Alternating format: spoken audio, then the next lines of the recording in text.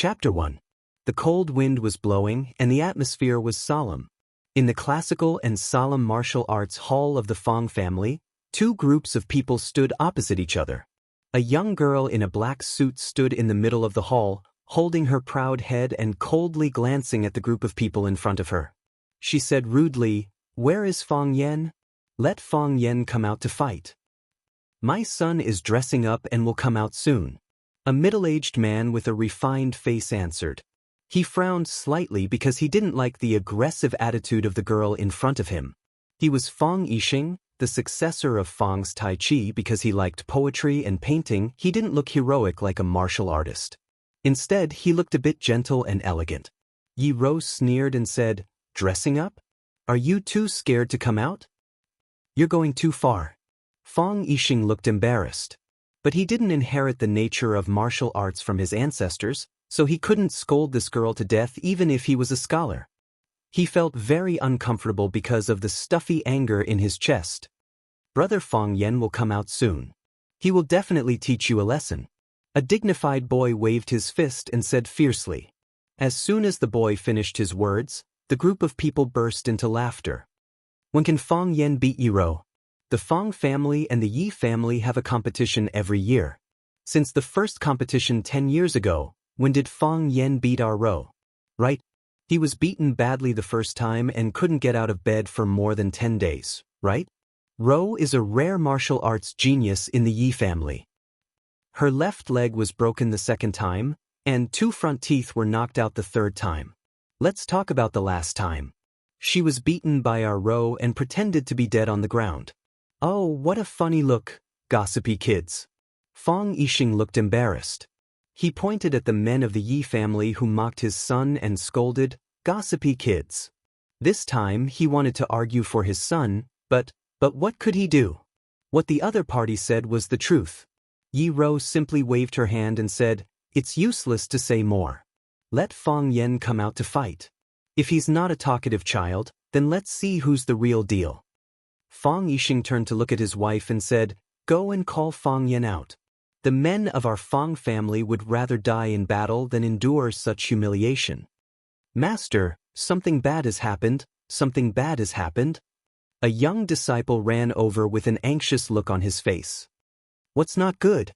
Let's talk things out." Fong Yixing hated it the most when his family and servants were flustered and didn't have a calm demeanor. "Young master ran away. The young master ran away." The young disciple said with a sad face. "Ran away?" Fong Yixing's face twitched. "Why did you run away? Where did he go?" "I don't know," said the disciple. "Young master left a letter." "Quick, open it." "It's not for master. It's for Miss Yi." Fong Yixing felt that he was in a bad mood. Was this son his own? Cowardly rat. Yi Rou was stunned for a moment before she sneered. "Give me the letter." The young disciple didn't dare to disobey this violent woman, so he quickly passed the letter in his hand over. Yi Rou opened the letter and found that there was only a doggerel left behind. "Stinky woman, a good man doesn't fight with a woman, a good dog doesn't block the way. I'm leaving, never to see you again. Fong Yen." Yi Rou's eyes were filled with murderous intent. She clasped her hands together and rubbed them together. The simple yet elegant letter turned into a puff of smoke. "Even if you run to the ends of the earth, I will still crush your bones and scatter your ashes." Rosefinch Secondary, the best private high school in Huaqing. Fong Yen stood at the school gate and looked at the young girls who were wearing white shirts and short skirts. They were full of youthful energy as they walked past him. He took a deep breath of the fragrant air and said to himself with a face full of infatuation, "I firmly believe that the student girl wearing a translucent white shirt with a black bra underneath is the sexiest goddess. It's better to sneak away than to get beaten up every year." Fong Yan's handsome face showed a hint of ferocity. "Yi Rou, you damn bitch, I'm afraid you never thought that I would come to school to be a teacher, right? Want to beat me? No way. Am I the kind of pitiful, weak, and undignified man who gets beaten up by others casually?" After asking this question that didn't need anyone to answer, Fong Yen felt an inexplicable sadness in his heart. "I have to beat up that wild woman Yi Rou once a year. Just like cats eat fish and dogs eat meat, Ultraman has to beat up small monsters. This is the rule. He adjusted the collar of his white shirt, took out a pair of black-rimmed glasses from his left pocket and put them on. He took out a small mirror from his right pocket and looked at his facial features, hairstyle, and made sure there were no unidentified objects in the corner of his eyes. He couldn't help but praise, "What a handsome man." A fat middle-aged man trotted over, passed by Fang Yen, and quickly retreated like a ball. He looked at Fang Yen in confusion and asked, "Are you Mr. Fang Yen?" "I am." Fang Yen nodded. "Are you really Fang Yen?"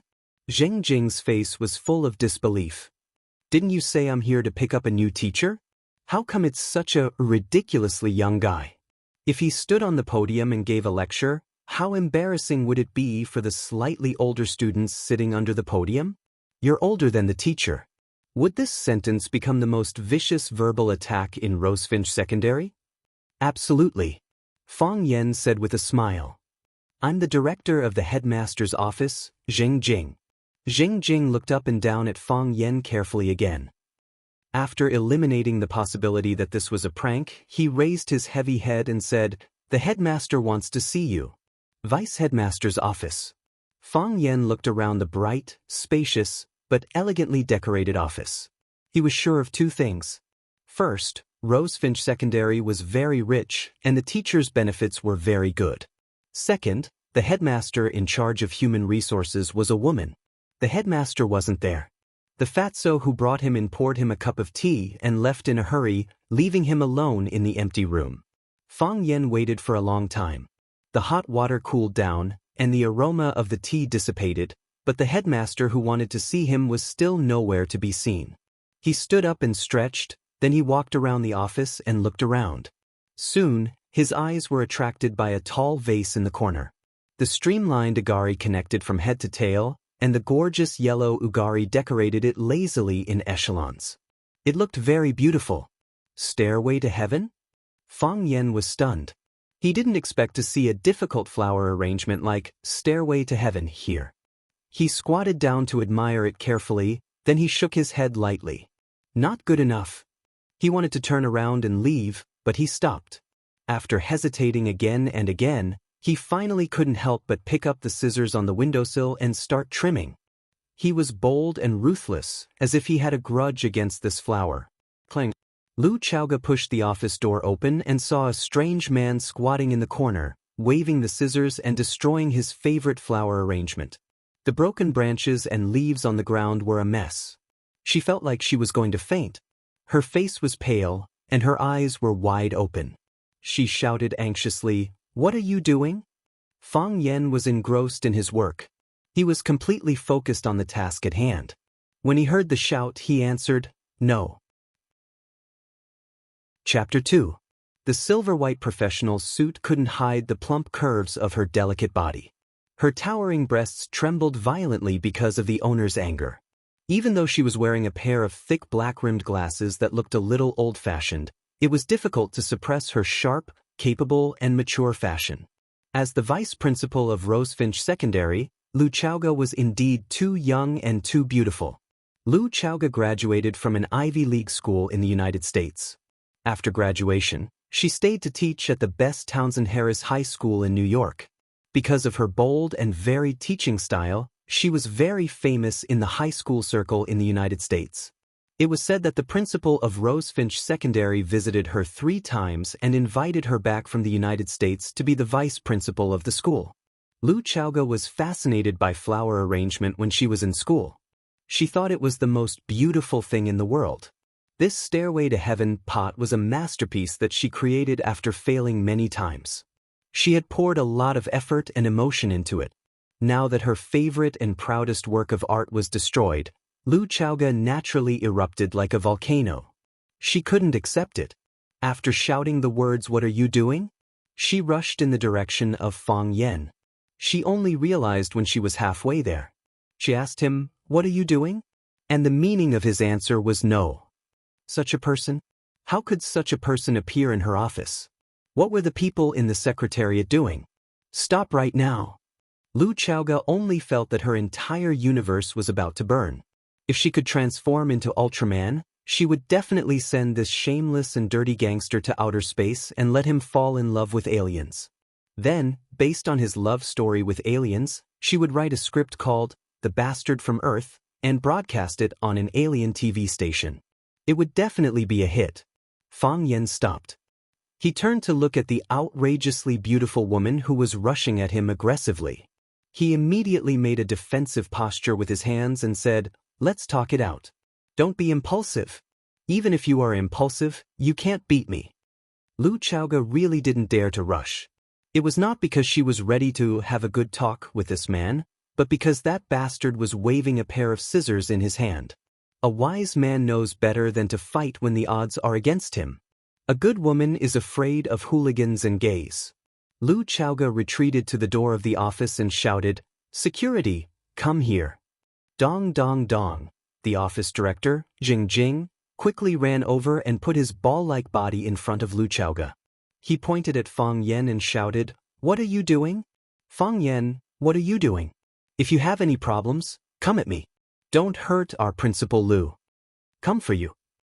Looking at his purplish-red face and the layer of oil on his thick fat, Fang Yan rejected him in his heart. "You wish. I'm helping to trim the flowers and plants." Fang Yan smiled shyly and pointed at the stairway to heaven that she had trimmed. With a noble expression, she said, "I have nothing to do anyway." Lu Chaoga was so angry that she was about to cry. How could they be flowers and plants? They were flower arrangements, works of art. Did you need to trim them? Could ordinary people trim them? However, listening to the conversation between them, it seemed that Jing Jing knew this rascal. Fang Yan? Wasn't he the new teacher she was going to see? Fang Yan. Lu Chaoga looked at Fang Yan as if she was looking at a monster. Would such a guy be a teacher mislead the students? No, this matter had to be carefully considered. If this guy didn't have real talent, no matter who introduced him, she would keep him out of the door. As the vice principal of Rosefinch Secondary, she was responsible for the school and the students. "Fang Yan, this is our principal Lu." Zheng Jing introduced them in the middle. Seeing that Fang Yan was still holding the scissors in his hand, he scolded, "Put down the knife in your hand. What do you want to do with the knife? Who do you want to scare? I'm telling you, as long as I'm here, don't even think about touching a hair of our principal Lu." "I'm not a hairdresser. Why would I touch your principal's hair?" Fang Yan explained. "Besides, I'm not holding a knife in my hand. It's a scissor." Knife and scissors were two different concepts. If the other party had the intention to pursue responsibility, the consequences would be extremely different. When Fang Yan spoke, he still obediently turned around and put the scissors back on the windowsill. With the scissors back in place, the danger was resolved. Lu Chaoga quickly walked to the vase, pointed at her stairway to heaven, and asked, "Who let you touch it? How can you touch other people's things without their permission? Do you have any manners? Do you have any manners?" "It was Art who let me touch them," Fang Yan explained. "What?" Lu Chaoga widened her already big eyes. "Who was Art? Was there such a person in the school? What right did she have to let someone touch my flower arrangement? It's the heart of art. It's the pursuit of beautiful things that made me unable to restrain myself. I couldn't bear to touch them." Fang Yan looked at Lu Chaoga with a sincere face. "It's the processing and perfection of the work. It's the telepathic connection between our preferences." In all honesty, Lu Chaoga felt like he had been convinced by him when he looked at his delicate and serious expression and the man's deep and firm eyes. It must be like this. This voice actually appeared in her heart. Unfortunately, after all, Lu Chaoga was Lu Chaoga. She was the queen of education in the American high school world and the vice principal of Rosefinch Secondary. She had seen more men than Fang Yan. How could she be conquered by Fang Yan's almost unskilled way of coaxing a little girl who had just begun to have her first awakening of love? "No need." Lu Chaoga waved her arm and said resolutely, "Without my permission, what right do you have to touch other people's things? Who gave you the right to do so?" "I've already explained," Fang Yan said innocently. "The heart of art? Unable to restrain yourself?" It would have been better if she hadn't mentioned this reason, but the mention of it made Lu Chaoga even angrier. "I must look like an idiot, right?" No. Fang Yen quickly denied. You must look delicious. Lu Chaoge was dumbfounded. Was this guy flirting with her? Was he flirting with her? Jing Jing was also dumbfounded. What was this guy doing? How could he talk to the principal like this? Didn't he know that Principal Lu Chaoge was famous for being cold and dignified in the school and was called the legendary Ice Goddess? Jing Jing decided to play his role as the vice director of the office. He quickly rolled to the front of Fang Yen, pointed at Fang Yen and shouted, Fang Yen, what are you talking about? Apologize to our Principal Lu. Apologize? Fang Yen felt very wronged. Do you think Principal Lu is not delicious? Of course not delicious. Jing Jing shut his mouth in time. Of course Principal Lu is delicious, but even if she is delicious, we can't eat her. Why should I discuss this with you? Can this kind of problem be discussed in front of Principal Lu? You don't think she's delicious, but I think she's delicious, Fang Yen said. But it's not your fault. Everyone has their own preferences. We have different aesthetic tastes. I think Principal Lu is very good. She's tall, has long legs, and has a beautiful face. If we use the standard of the secular world to evaluate her, I must give her 101 points. She's beyond my understanding and definition of a beauty. I didn't say Principal Lu is not delicious. Jing Jing hurriedly explained. Seeing Lu Chaoge's cold eyes glancing at him, Jing Jing was sweating profusely. He quickly changed the target and shouted at Fang Yen. Fang Yen, what's wrong with you? Is this how you talk to the leader? Do you still want to be a teacher at Rosefinch Secondary? I've never seen such an unqualified candidate. You want to be a teacher? Dream on. Get up, get up. Fang Yen shrugged his shoulders and looked at Lu Chaoge. I'm sorry, I'm being presumptuous. But, if you really like flower arrangement, you should be able to understand this feeling. Fang Yen looked at Jing Jing again and said, when I grow to have a good figure like yours, I'll definitely roll like a ball. Jing Jing wanted to lose his temper again. It seems that I failed the interview? Fang Yen shrugged his shoulders and said with a smile. He stepped toward the door. Don't go. Lu Xiaoge's eyes stared fixedly at the stairway to heaven that Fang Yen had trimmed as he shouted loudly. Chapter 3. Yes, you're not allowed to leave. Jing Jing once again rolled in front of Fang Yen, blocking his way out. Do you think it's that easy to leave after destroying something? Didn't I already apologize? Fang Yen turned to look at Lu Chaoge, frowning slightly. This woman was harder to deal with than he had imagined, as well as superficial. Based on the usual plot in movies and TV shows, the female lead should have discovered the male lead's uniqueness by now. Then she would grab the male lead's hand and try to get him to stay, stomp her feet and act coquettishly. She would even say with her eyes full of affection and shyness, "You're so annoying. I've already apologized. Can't you just forgive me? Can't you just forgive me? Can't you just forgive me?" He swore to God that if this woman in front of him was willing to do that to him. Fang Yen shook his head. It seemed like he was overthinking things. If apologies were useful, why would we need the school's security? Jing Jing said proudly. This guy actually dared to scold him like a ball. He was definitely going to torture him into a monkey. This line is already outdated. Nowadays, you can't use it to scare people or pick up girls. Can you change it to something else? Fang Yen looked at Jing Jing and kindly suggested. Security, security. Jing Jing shouted loudly. If words didn't work, then he could only resort to violence. Kid, I'll let you know what it means to be well-versed in both literature and martial arts. This line isn't bad, although it's not very literary. Fang Yen commented.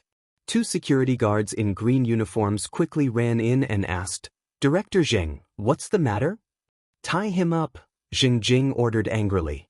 Yes, Director Zheng. The two security guards answered and pounced on Fang Yen from both sides. Swoosh, the two of them reached out at the same time, but they ended up holding hands. Fang Yen, whom they wanted to capture, stood not too far away and looked at them with a smile. What was going on? Why was that guy dodging so quickly? He didn't even blink, and he was already gone. Get out, Lu Chaoge suddenly said. Yes, tie him up. Jing Jing waved his hand and said. I am asking you to get out. Lu Chaoga glared at Jing Jing and pointed her finger. You, and you. Jing Jing's fat face turned red, then purple, then white. Then, with a smile on his face, he said, Yes, we will go out now. I will stand guard at the door. If Principal Lu has any instructions, just let me know. We don't know where this person is from. Principal Lu, you must be careful. It's not that I don't understand, it's that women change fast. When he turned around to leave, Jing Jing felt that he was living an unclear, humiliating, and tragic life. It shouldn't be like this, he said to himself. Clang. The door was closed, and the office was quiet again. Did you cut this? Lu Chaoga pointed at the vase of flowers and said, I am afraid you won't believe me even if I deny it now, right? Fang Yan grinned. The corners of his lips were slightly raised, and he looked like a sunshine. Lu Chaoga didn't notice Fang Yan's smiling face. Her eyes were still on the vase of flowers, and she said, Is this the stairway to heaven? This is the stairway to heaven in my mind, Fang Yan said. He knew that this woman should have noticed the change in the flower arrangement. Fortunately, it was not hopeless. The stairway to heaven in your mind? Flower arrangement is like painting. A good artist shouldn't be restricted by some rules and regulations. Besides, because the materials are similar, it is impossible to have two vases of the same work. Is that right? Yes. Lu Chaoga nodded. Was this guy trying to give her a lecture? The first realm of flower arrangement is resemblance. As long as the shape echoes the name we give it, it will be fine. The second realm is spirit-likeness. It exudes that kind of temperament from the inside out, which is rare and precious. The third realm is ghost acts. I have seen it, but I can't do it. The fourth realm is heaven crafting. That is a legend. Ghost acts. Lu Chaoga was shocked. She was also a fan of flower arrangement. How could she not know the realm of this ghost acts? You have seen it? Yes. Fang Yan nodded. Your stairway to heaven belongs to spirit-likeness.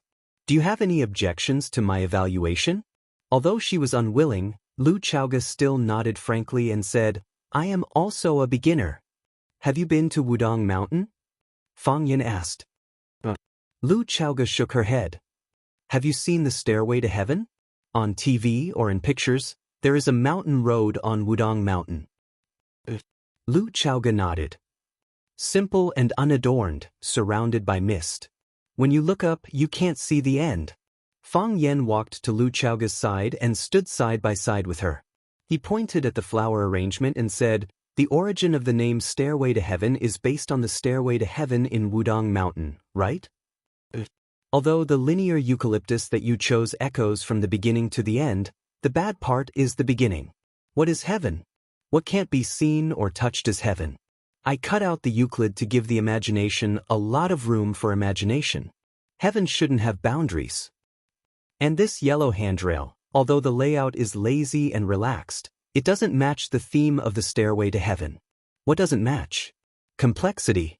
The stairway to heaven is a path that goes straight into the clouds. It is simple and straight. Although these yellow handrails add beauty to it, they are also a burden. This is a common problem of female flower arrangers when they create art. They feel that every flower is beautiful and they don't want to abandon every leaf. In the end, it became this happy ending. The stairway to heaven doesn't need too many embellishments, and it doesn't need too bright colors. It's domineering and direct, simple and spiritual. I only need 3 flowers. The flowers aren't the main point, the eucalyptus is. I understand. Lu Chaoga sighed softly. I also have the same problem that those women often have. It's normal. Fang Yan smiled. Because you are also a woman. Lu Chaoga glared at him fiercely. Then she remembered that when she asked him what he was doing, he replied with the word, no. She walked back to her large desk and sat down. She looked up at Fang Yan standing in front of her and said, You want to be a teacher? Fang Yan smiled and nodded. Lu Chaoga asked, Why do you want to be a teacher? My grandfather is a teacher. Fang Yan answered without any hesitation. Before coming to the interview, he had already guessed that the head examiner might ask such a lousy question. Therefore, he had already filled in a perfect answer sheet in his heart. My grandfather's grandfather is also a teacher. My father is a teacher. Even my mother was a kindergarten teacher before my father hooked her up with my mother. Silkworms will only dry up when their threads run out when they die. Yes, being a teacher is very tiring. There's an endless supply of chalk and homework. But being a teacher is also very great. Peaches and plums don't speak of each other. Every new year, countless students will call to express their concern. There are even more people who personally come home to visit their teachers. There are even people who specially fly back from the United States and Canada. To be honest, I am very envious. I am very envious of them. Therefore, when I was very young, I made up my mind to be a glorious teacher of the people. I want to dedicate my youth, my talent, my body. As long as there is light, there will be warmth. Fang Yan looked at Lu Chaoga with a burning gaze and said, Principal Lu, please give me a chance to do anything for the students and you. Lu Chaoga sat there in a daze for a long time without saying anything. To be honest, she didn't know how to deal with this freak in front of her. She had never experienced such a blatant way of applying for a job, and she had never met a person who promoted the profession he was going to be in to be so noble and great. Listening to his words, it made people feel that he was not going to be a teacher, but the Guanyin Bodhisattva Buddha who saved people from suffering. If you said he was fake, his expression was so serious. If you said he was real, you couldn't help but doubt the level of your IQ. Principal? Fang Yan waited for a while and didn't get the response he deserved, so he couldn't help but remind her. Did he overdo it? It shouldn't be. When he was practicing in front of the mirror in the morning, even he was touched. Well, Lu Chaoga's brain returned to normal. She looked at Fang Yan's face and said, I know. You will definitely become a good teacher. Thank you for your recognition and encouragement, Principal Lu. I will work hard and do my best as a teacher.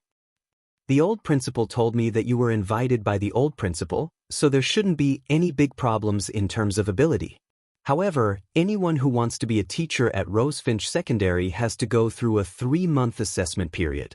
If after 3 months, you can't pass the school's assessment standard, then, I'm sorry. I will persuade you to resign. Zheng Jing. Lu Chaoga shouted toward the door. Zheng Jing trotted in and asked with a smile, Principal, are you looking for me?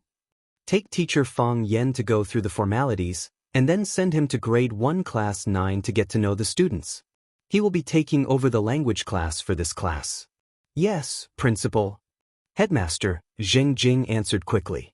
After the door closed, Lu Chaoga left her seat and walked to the corner of the room. Looking at the increasingly vivid stairway to heaven, she sighed softly and said, It's so beautiful that I'm crying. Walking out of Lu Chaoga's office, Fang Yan looked up at the blue sky of the campus and couldn't help but sigh. Instead of fighting and killing, it's better to look at the school bell. What did you say?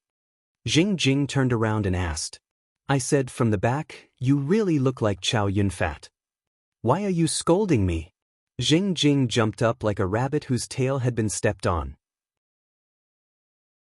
Chapter 4.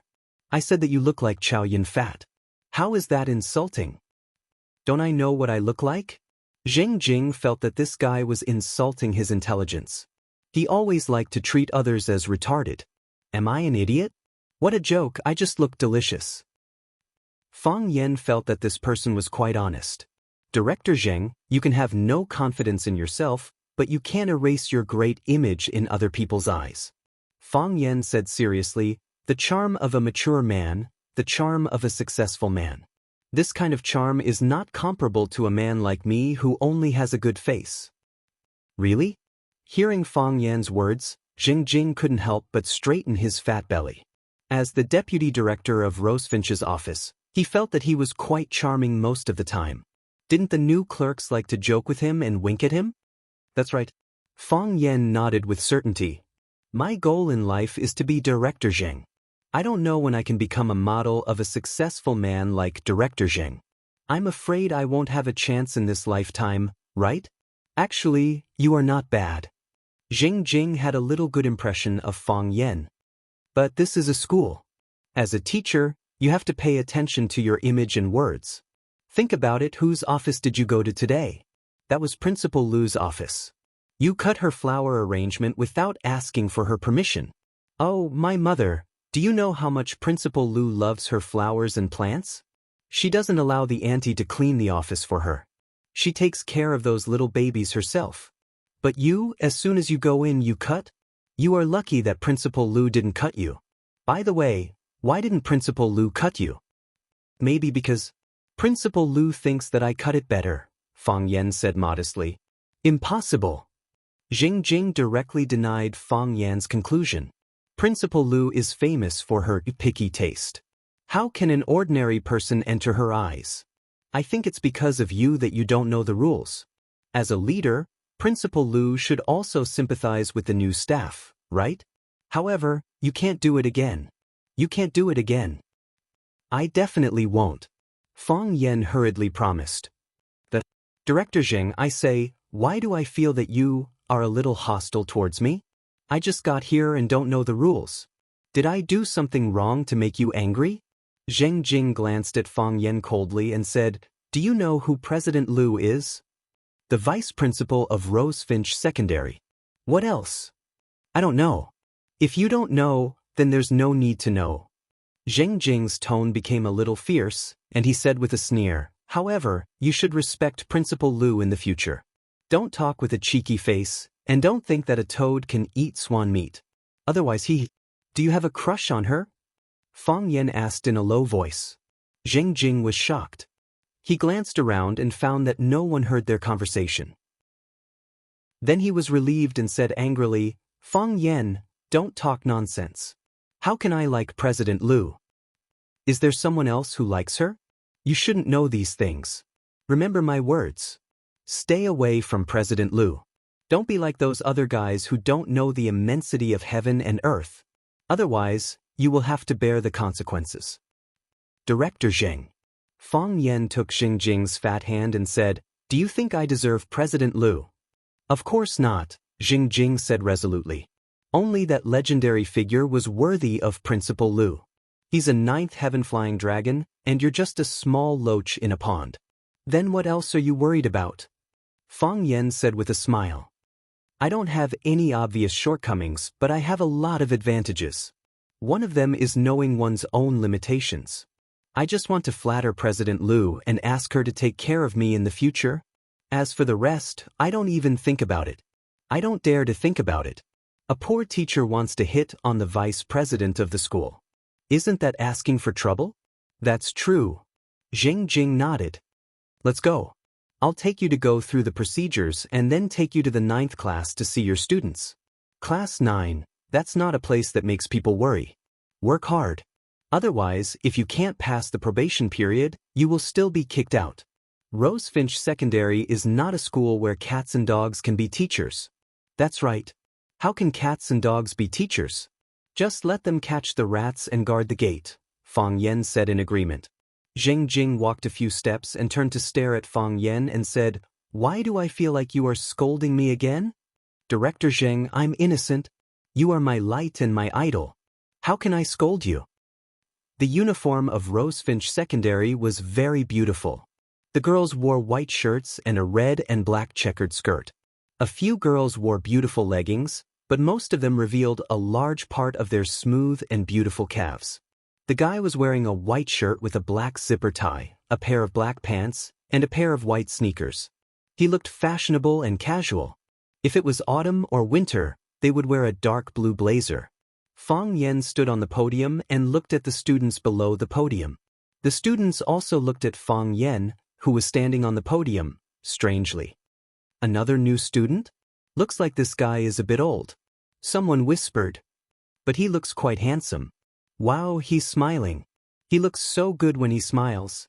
That's my favorite dish. Xing Jing cleared his throat and suppressed the whispers below the stage.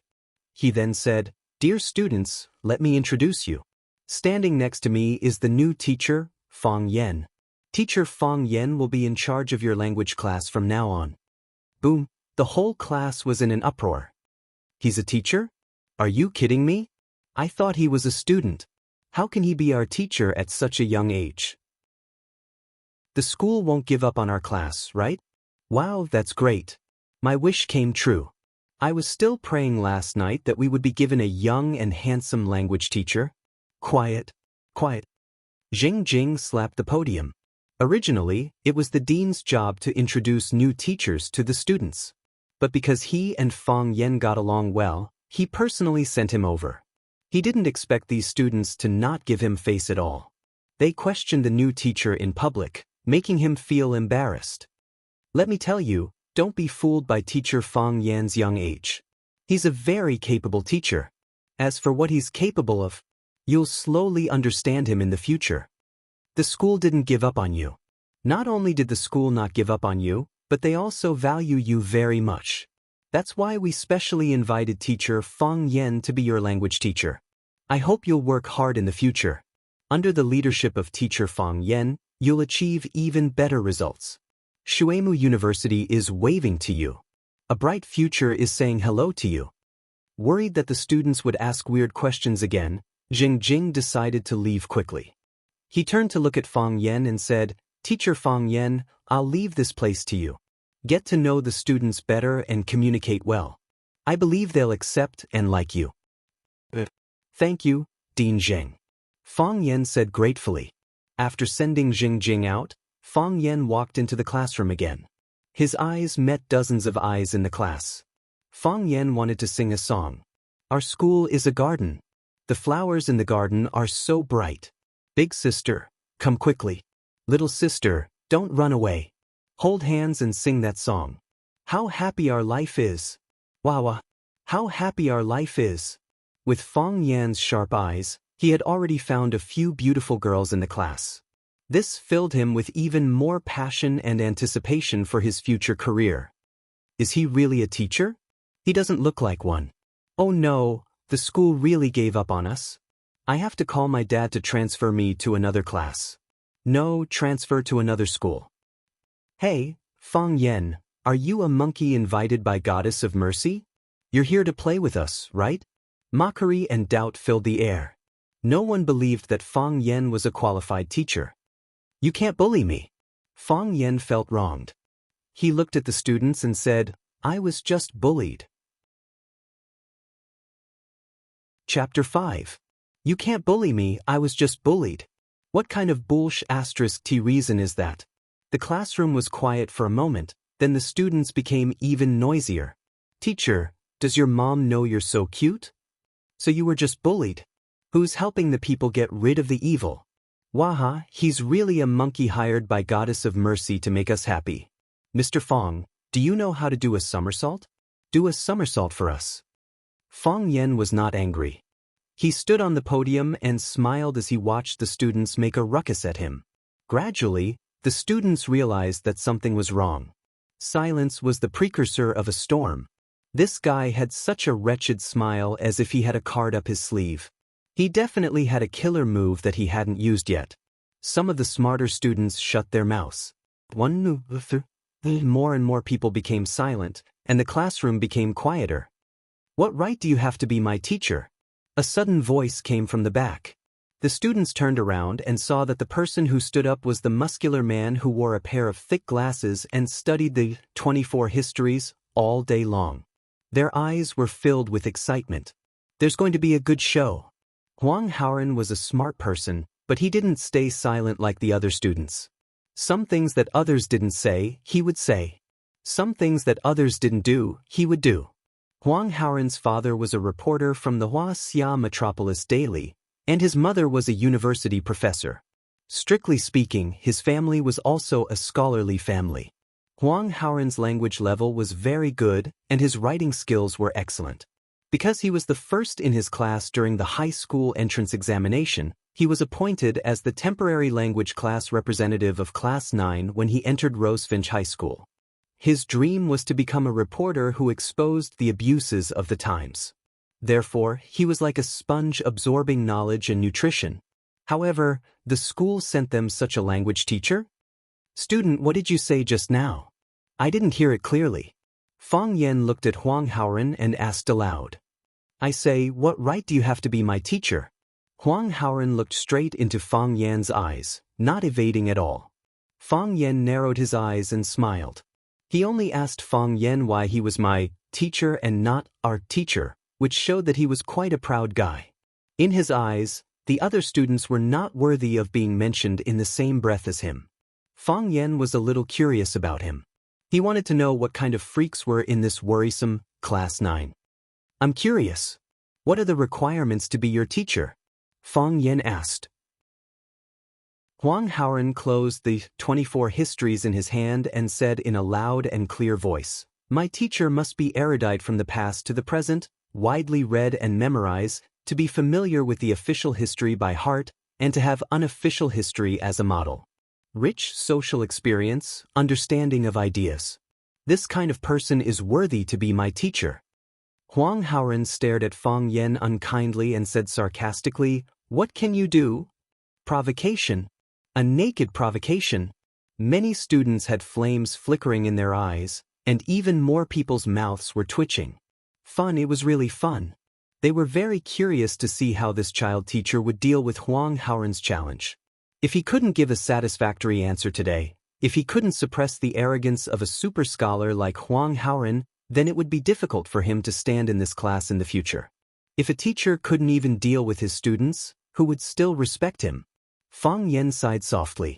After his eyes swept across the audience, he said with infinite emotion, Now that things have come to this, I can't hide it anymore. I've always been a very low-key man. What's the saying again? The bird that sticks out gets shot. I'm not a person who likes to be in the limelight. But, since you insist on an answer and there should be a harmonious environment for frank communication between teachers and students, I've decided to confess to you. Holding their breaths, everyone was looking forward to it. Fang Yen straightened his back and stood straight on the podium. His gaze was deep and his eyebrows were raised. He enunciated each word clearly, I am knowledgeable, and have a strong memory. I know the official history by heart, and the unofficial history as a mirror. Rich in social experience and well-informed in thinking. I am the kind of teacher you want. Silence. Dead silence. What kind of answer was this? Was this an answer? Wasn't this too shameless? How could he say such a thing? Someone couldn't help laughing. Sorry, I didn't mean it. A little fatso's face was red and he waved his hand to apologize. This laughter seemed to be a secret signal. After a few seconds, the others also laughed. Mr. Fang, don't be so nice, okay? I found that I kind of like you. Teacher Fang, why don't you stop teaching language and teach us how to tell jokes? Really too shameless. Huang Haoren's expression was extremely embarrassed. Untalented and incompetent, yet arrogant and conceited. Such a teacher. He was completely disappointed. Fang Yen knocked on the table with an eraser and shouted, Quiet. Everyone be serious, we're in class. So, everyone laughed even more happily. This guy was too funny. Fang Yen also grinned and said, You don't believe me? I don't believe you, all the students answered in unison. How can I make you believe me? I'll ask you 3 questions. As long as you can answer them correctly, you pass. Huang Haoren said aloud. Don't worry, I won't deliberately make things difficult for you. If you think it's unfair, you can also ask me 3 questions. Is the scope of the test limited to high school Chinese knowledge? Huang Haoren sneered and said, You only know high school Chinese knowledge? I'm afraid that when I set the questions, the content is beyond high school Chinese knowledge, and you'll say that I'm cheating. Fang Yen said. Then let's start. Huang Haoren snorted coldly. In addition to being an instrument, the bell and drum also refer to time in ancient times. What time does the drum refer to? Fang Yen answered without hesitation. Huang Haoren was not surprised that Fang Yen could answer this question correctly. This was a common-sense question.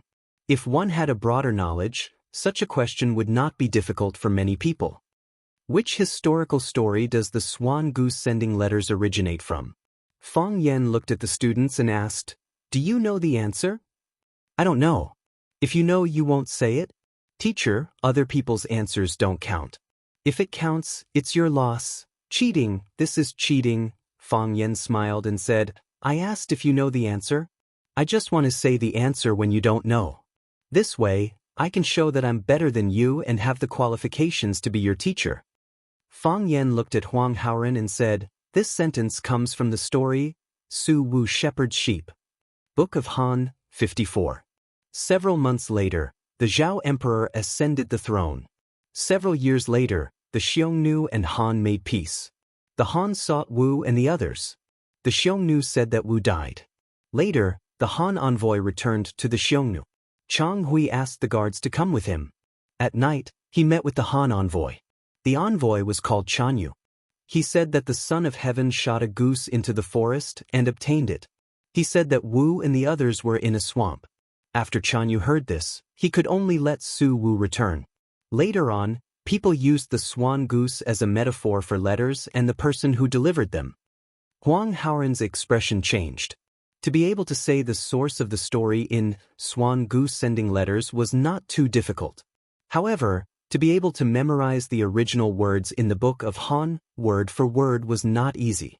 Huang Haoren believed that he had read many ancient books. Some of the stories could give him a rough idea of the background and story. However, he could not force himself to memorize the original words like Fang Yan. Is this answer correct? Who knows? Is it true? Isn't this too amazing? Who has the Book of Han? Quickly search. If you don't have it, use your phone. Haven't you heard of the saying that if you can't decide on internal affairs, ask Baidu?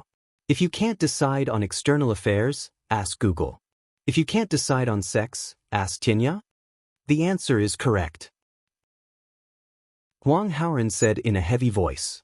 There's one last question. Chapter 6. Huang Haoren wanted to give up at this point. Once an expert made his move, he would know whether he was good or not. He deliberately chose 2 questions that belonged to the field of Chinese but were a little obscure to test Fang Yan. Fang Yan quickly said the answers. Moreover, his answers were far beyond his expectations. He was clear about such knowledge points, so he should not be unfamiliar with some knowledge that was clearly written in Chinese textbooks. In this case, as a high school Chinese teacher, he was completely qualified. Huang Haoren felt surprised in his heart. This teacher was not empty because of his young age. He still read a lot of books. Otherwise, he would not be able to answer the 2 questions that he set so easily. He even memorized the ancient classics like Book of Han, which he flinched at the sight of. If the teacher was great, the students would naturally benefit a lot. However, Huang Haoren felt extremely sour in his heart. The knowledge of ancient literature that he had always been proud of was suppressed to the point that he could not lift his head. This cruel truth was not what he was willing to accept. Therefore, he still insisted on asking the 3rd question. He took off his glasses and carefully wiped them with a yellow cloth.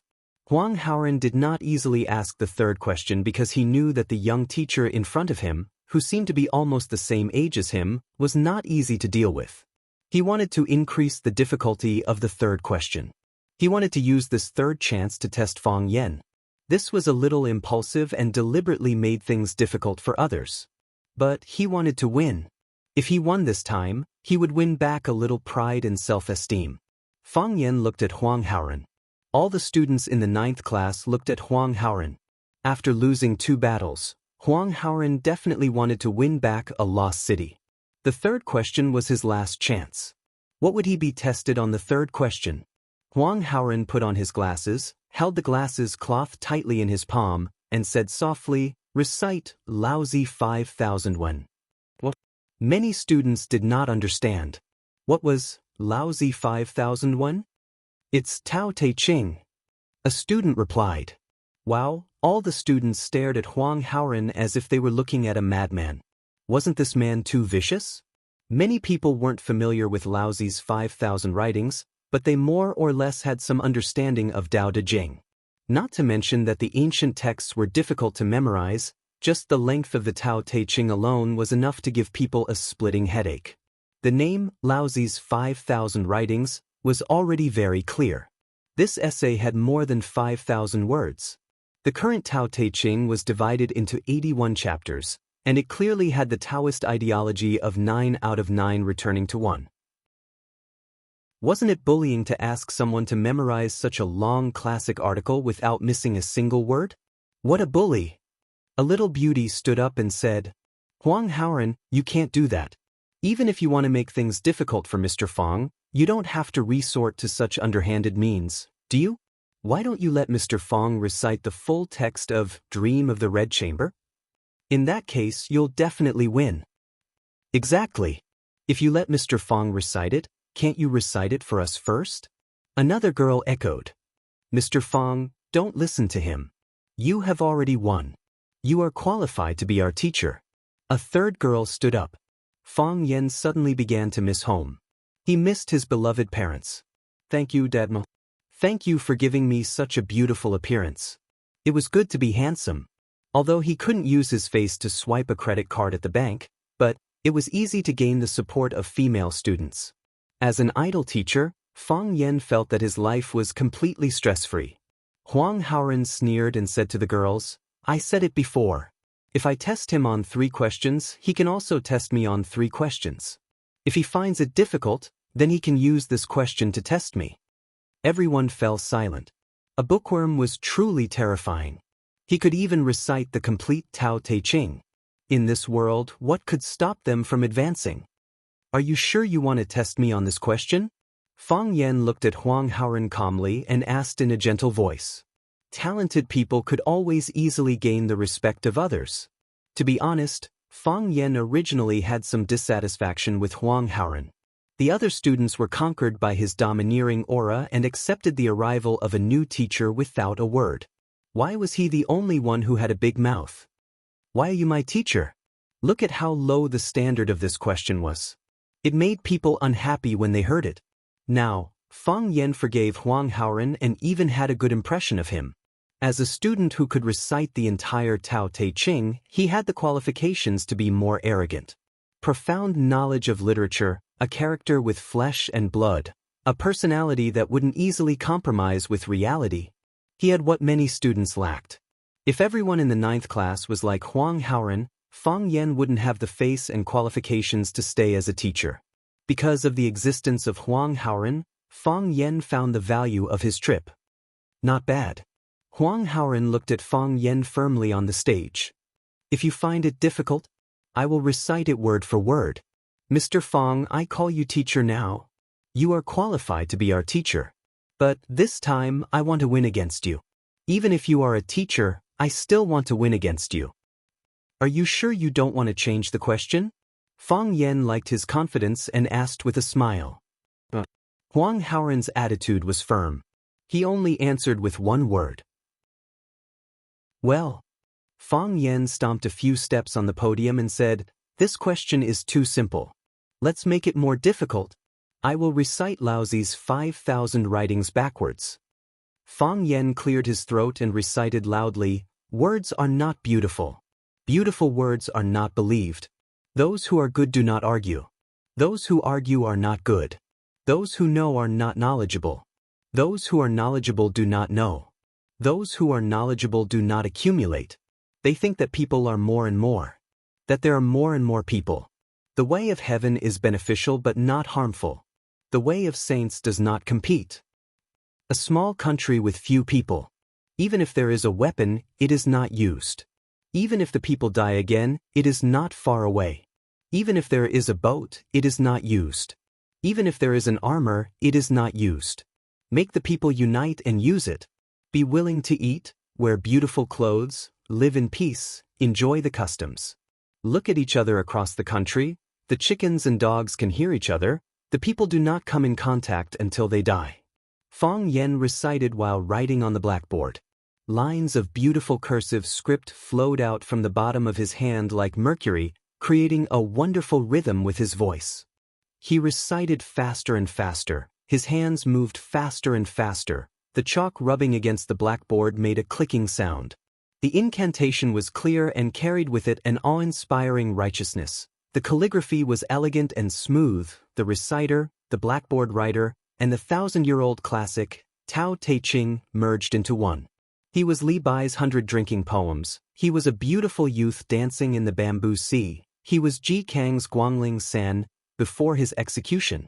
Any kind of artistic expression to the extreme could exude a soul-stirring and conquering beauty. The Tao can be said, but it is not the Tao. The name can be named, but it is not the name.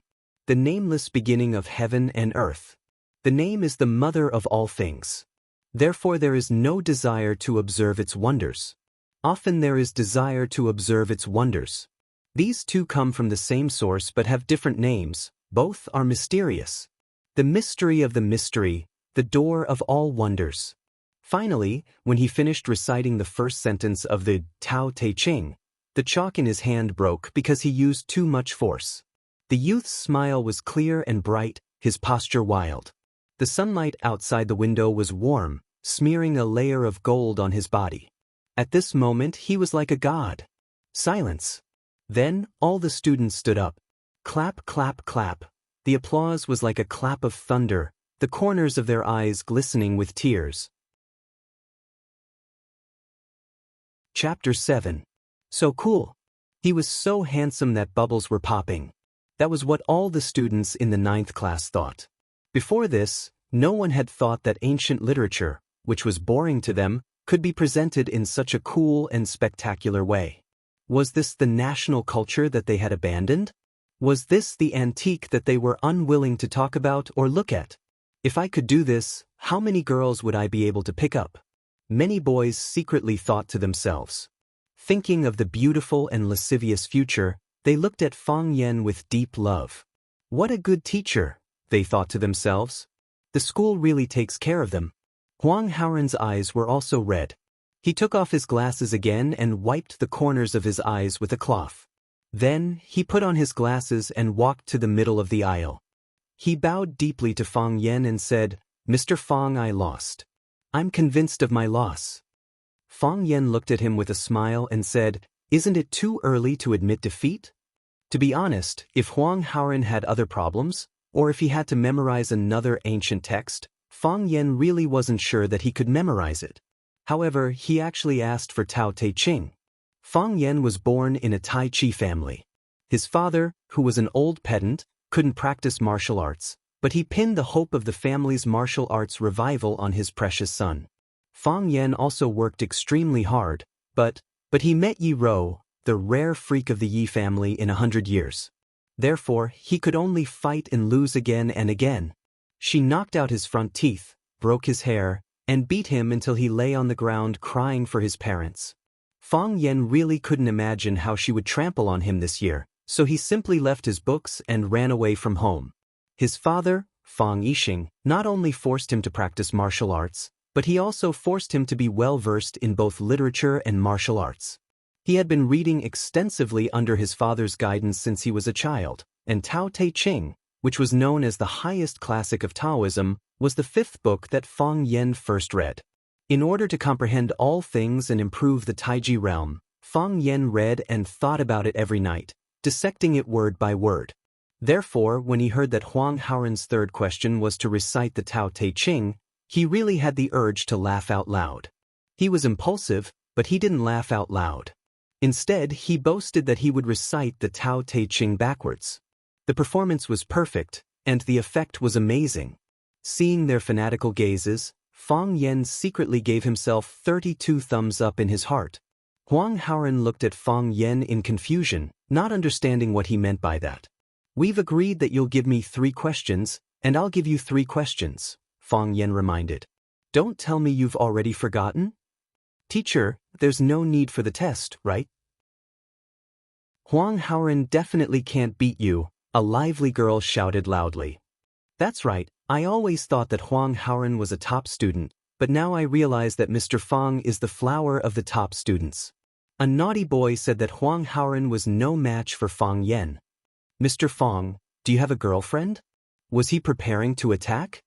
Hearing that Su Ying asked Fang Yen if he had a girlfriend, all the students in the class laughed out loud. Su Ying was a cute girl with an oval face. After asking this question, she was embarrassed.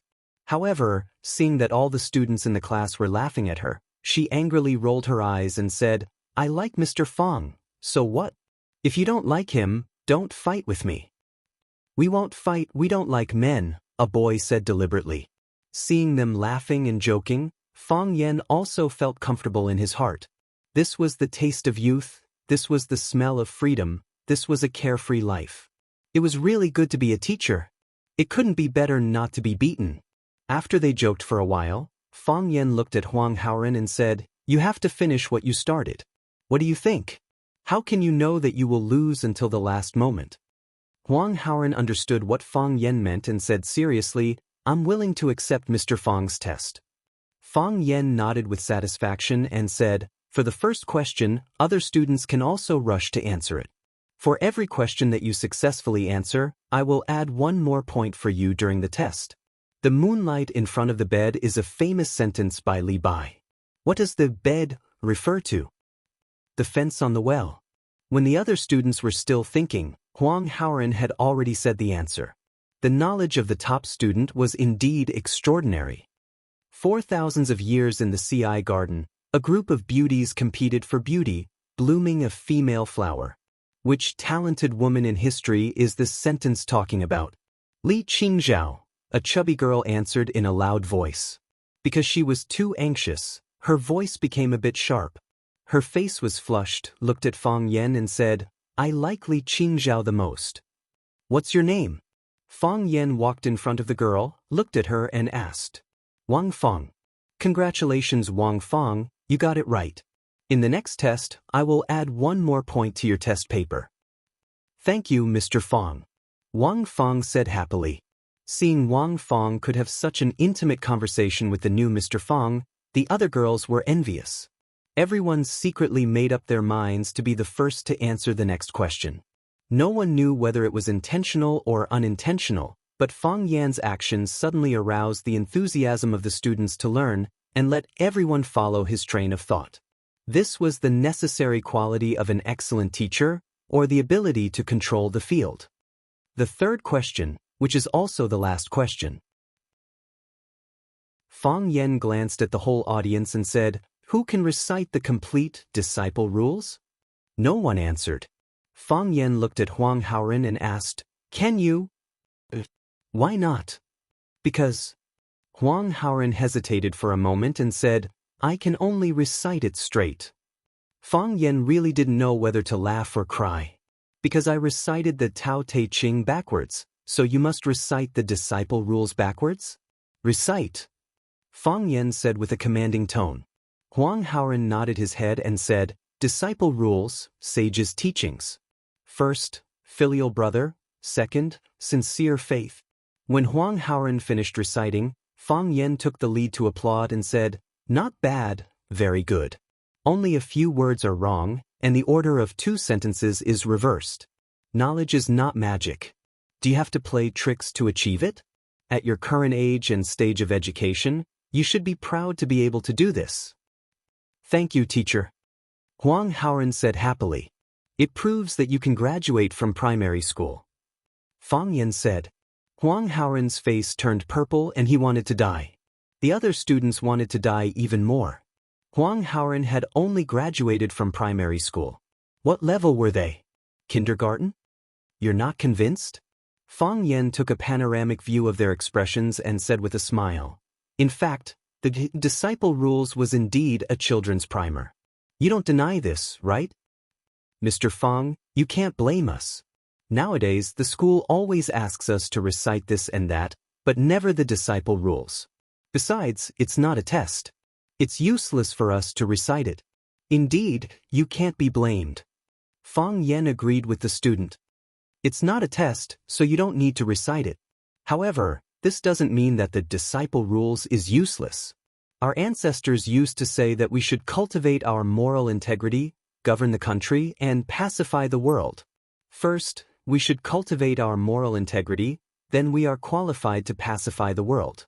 Nowadays, people are rushing to pacify the world from the beginning, so cultivating our moral integrity is delayed. The disciple rules is for us to cultivate our moral integrity. Read it and think about it. It's infinitely useful. But it doesn't matter.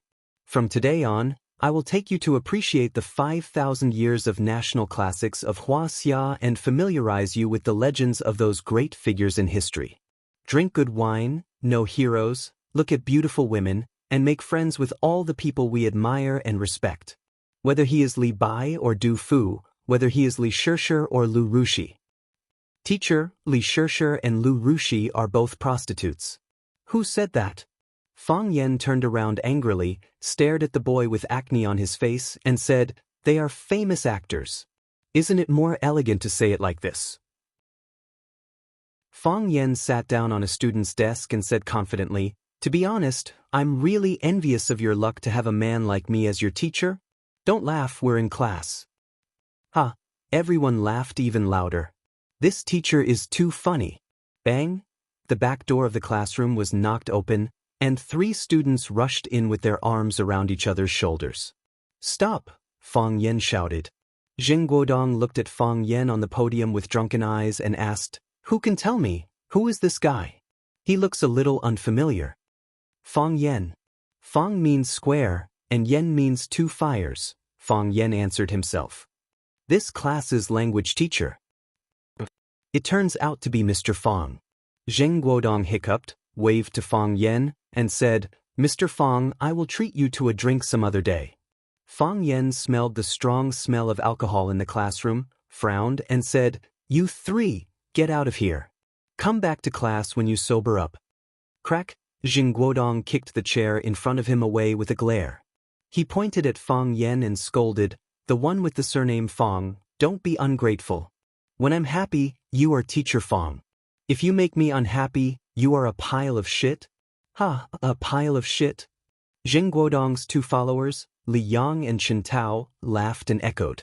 Fang Yan's eyes were slightly cold, and the smile on his face became cold. Here comes the troublemaker. According to the rules of Jianghu, both sides should be masters of their own sex, and the winner would be the king. Fang Yen decided to send himself. Chapter 8. A teacher's job was to teach and answer questions. There was one more thing that Han Yu was too embarrassed to say: beat up students. Look at these literati. They didn't say what they should say and always liked to mislead the audience. If a student behaved like a hooligan, he or she was a hooligan. First hooligans, then students. Beat them up. Fang Yen had seen some movies about teachers. In those movies, bad students flirted with girls, drank, and slashed people. He just laughed it off and didn't take it to heart. However, his current identity was a glorious and great teacher who had to work hard for the girls of Rosefinch Secondary and Luchaoga. He had the responsibility and obligation to strictly supervise and reprimand these bad students in his class. In fact, it was fine if they behaved like hooligans. Their parents didn't care, and Fang Yen could turn a blind eye to it. When they barged into the classroom drunk, they affected the normal learning of the other students and filled the class with the unpleasant smell of alcohol. The most intolerable thing was that they called Fang Yen a pile of sh*t in front of the whole class. Being called a pile of sh*t by a pile of sh*t, Fang Yen felt that he had been insulted twice as much. Fang Yan's jumping, reciting the sacred text of Tao backwards, and acting cute was effective. Seeing Zheng Guodong insulting Fang Yen, some students couldn't stand it anymore. "Zheng Guodong, what are you doing? How can you talk to Mr. Fang like that?" The top student Huang Haoren was the first to stand up. "That's right, you're too much. You have no manners at all." Su Ying also felt that it was unfair. "The smell of alcohol is so bad, get out," Zheng Guodong sneered. He walked shakily to Huang Haoren, pressed his head, and threatened, "Little Four Eyes, do you believe that I'll make your head explode? Don't you dare." Huang Haoren was not convinced. "Do you think I dare?" As Zheng Guodong spoke, he slapped Huang Haoren's head hard. Huang Haoren was a skinny student, and when he was slapped, his head hit the desk with a loud thud. When he raised his head, his glasses were cracked and his forehead was purplish red. The girls in the class screamed. "Shut up!" Zheng Guodong roared. "Who else dares to stand out? You'll end up like Huang Haoren." The class quieted down. All the students looked at Kong Guodong in surprise. It seemed that they were extremely fearful of him. Fang Yen sneered in his heart. It seemed that these guys were very prestigious. Fang Yen stepped down from the podium and walked towards the back door. Zheng Guodong stood beside Huang Haoren and stared at Fang Yan provocatively. Even Zheng Guodong's two followers, Li Yang and Chen Tao, didn't care about Fang Yan's identity as a teacher. They crowded behind Zheng Guodong with smiles on their faces and looked at Fang Yan proudly. Fang Yan stood in front of Zheng Guodong and said, "You're a student of Class 9. Class 9, Zheng Guodong. Go ask around.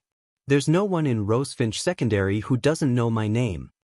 Zheng Guodong proudly announced his name. "I say, Teacher Twofold Fire, it's said that a new official has to change his ways. But I advise you not to burn me first. I'm afraid that you'll burn yourself instead of others. You two are also students of Class 9? Fang Yan looked at Li Yang and Chen Tao and asked. "Of course we are. Otherwise, why would we be standing here?" The burly Chen Tao replied without a care in the world. "You guys are students of Class 9. As a language teacher of Class 9, I request that you guys get out," Fang Yan said sternly as he looked at the three delinquents in front of him with a cold expression. "You guys are affecting the normal studies of other students." "Is there an effect?" Zheng Guodong grinned as he scrutinized the other students and shouted, "Am I affecting you guys?" No one answered his question. Zheng Guodong laughed and said, "Teacher Two Fires, do you see that? They say that their studies are not affected at all. Because of our arrival, they are instead filled with the passion and desire to learn." Fang Yan was a little disappointed with the other students' cowardice or avoidance, but he also understood that he was new and didn't have deep ties with the students to the point where they would be willing to offend a bunch of bullies who would do anything just to protect him. He pointed at the door and said, "This is a language lesson. You're affecting my teaching. Get out." Zheng Guodong was enraged and scolded, "Say, are you really Teacher Two Fires or are you an idiot? Didn't you hear what I said clearly? When I'm in a good mood, I only acknowledge you as my teacher. If you anger me, you're just a pile of dogsh*t, a pile of stinky dogsh*t that will be stepped on and chased out of Rosefinch Secondary at any time. Unfortunately, I'm angry now. Get ready to scram out of Rosefinch. No one in this world can save you. Do you have hemorrhoids in your mouth?" Fang Yan stared at Zheng Guodong and asked seriously, "Why do you always have the stench of sh*t when you speak?" People with literary talent would scold others viciously. Who asked them to have a rich vocabulary and vivid metaphors? F***, how dare you scold me? Zheng Guodong flew into a rage out of humiliation. He wanted to retort, but he found that he really couldn't say anything more vicious than this. In extreme anger, he punched Fang Yan's left cheek. A student hitting a teacher was really not afraid of death. Fang Yan stretched out his right hand and drew a circle around Zheng Guodong's arm. Sweeping dust. Dong. Li Yang covered his eye and screamed. He was just watching the show. How did this punch land on his eye socket? Zheng Guodong was stunned for a moment. He just thought that he drank too much and his limbs were not nimble. With a roar, he punched Fang Yan's chest again. Fang Yan drew a circle again and then pushed the back of his hand. Spreading phoenix tail. Bang. Chen Tao's chest was hit, and his body retreated continuously. Chen Tao and Li Yang were stunned. What was going on with their boss? Why did he specifically attack them? Why aren't you coming to help? Zheng Guodong was drunk and hatred attacked his heart. He pounced on Fang Yan while shouting, "Today, I will tear this bastard apart." Chen Tao and Li Yang quickly stood up to help. They didn't dare to let Zheng Guodong suffer. Thus, the whole class saw a magical scene. "I will kill you. You dare to poke my eye." Li Yang punched Chen Tao's face. "You bastard, you kicked my balls. I will fight you." Zheng Guodong's nose was hit. "You dare to hit me, you dare to hit me." Zheng Guodong chased after Li Yang and beat him up. Fang Yan was surrounded by 3 people, but he was still relaxed. From time to time, he would wave his hand and draw a circle. It was better than taking a leisurely stroll. On the surface, it seemed that the inelegant melee that was taking place had nothing to do with him. He was just an outsider who was in the game. "I thought they were good brothers. It turns out that 2 of them are spies." A student was stunned for a long time and said with infinite emotion. Chapter 9. Kong Guodong lay on the ground, panting. His nose was bleeding, and his eyes were red and swollen. He looked very embarrassed. His two good brothers, Li Yang and Chen Tao, gave him a few punches and kicks respectively in the face and body. After that, he was completely sober. Even though his family background was extraordinary, it was still against human ethics and the mainstream values of society for a student to beat a teacher. He was still a little scared. However, the fear was quickly replaced by shame and anger. It must be him. Kong Guodong thought in his heart. He was not a fool. How could he not know that there was something fishy about it? He knew Li Yang and Chen Tao. These two brothers would not beat him for no reason. Besides, Li Yang and Chen Tao were also lying beside him at this time. The two of them were more seriously injured than him. After all, he could attack the two of them unscrupulously, but Li Yang and Chen Tao were still very cautious when they attacked him. However, how did the second fire do it? He did not even see him make a move. Why were their punches and kicks all hitting their own people? Fang Yen squatted on the ground and asked, "Are you all right?" "Fang, you have guts."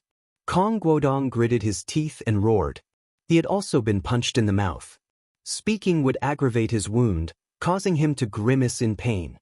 His hatred for Fang Yen became even stronger. "Don't doubt it. I will definitely marry a wife and have a few children in the future," Fang Yen said. "I have such good genes. It will be a loss for all mankind if I don't have a few children. If you dare to play with me, I will make you wish you were dead. Just you wait. Soon you will be kicked out of Rosefinch. Just you wait. You want to teach in Rosefinch? No way. You still have so much strength to speak.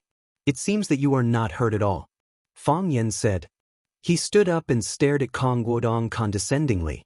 He shouted in a deep voice, "Drinking and fighting, roaring in the classroom, beating teachers and classmates. Are you still students? Are you still like a student? You are gangsters, criminals. I will propose to the school to punish you for your lawless behavior." Kong Guodong was so angry that he almost fainted. He struggled to get up from the ground, stared at Fang Yen viciously, and shouted in a hoarse voice, "Fang Yen! Fang, you will soon get your retribution.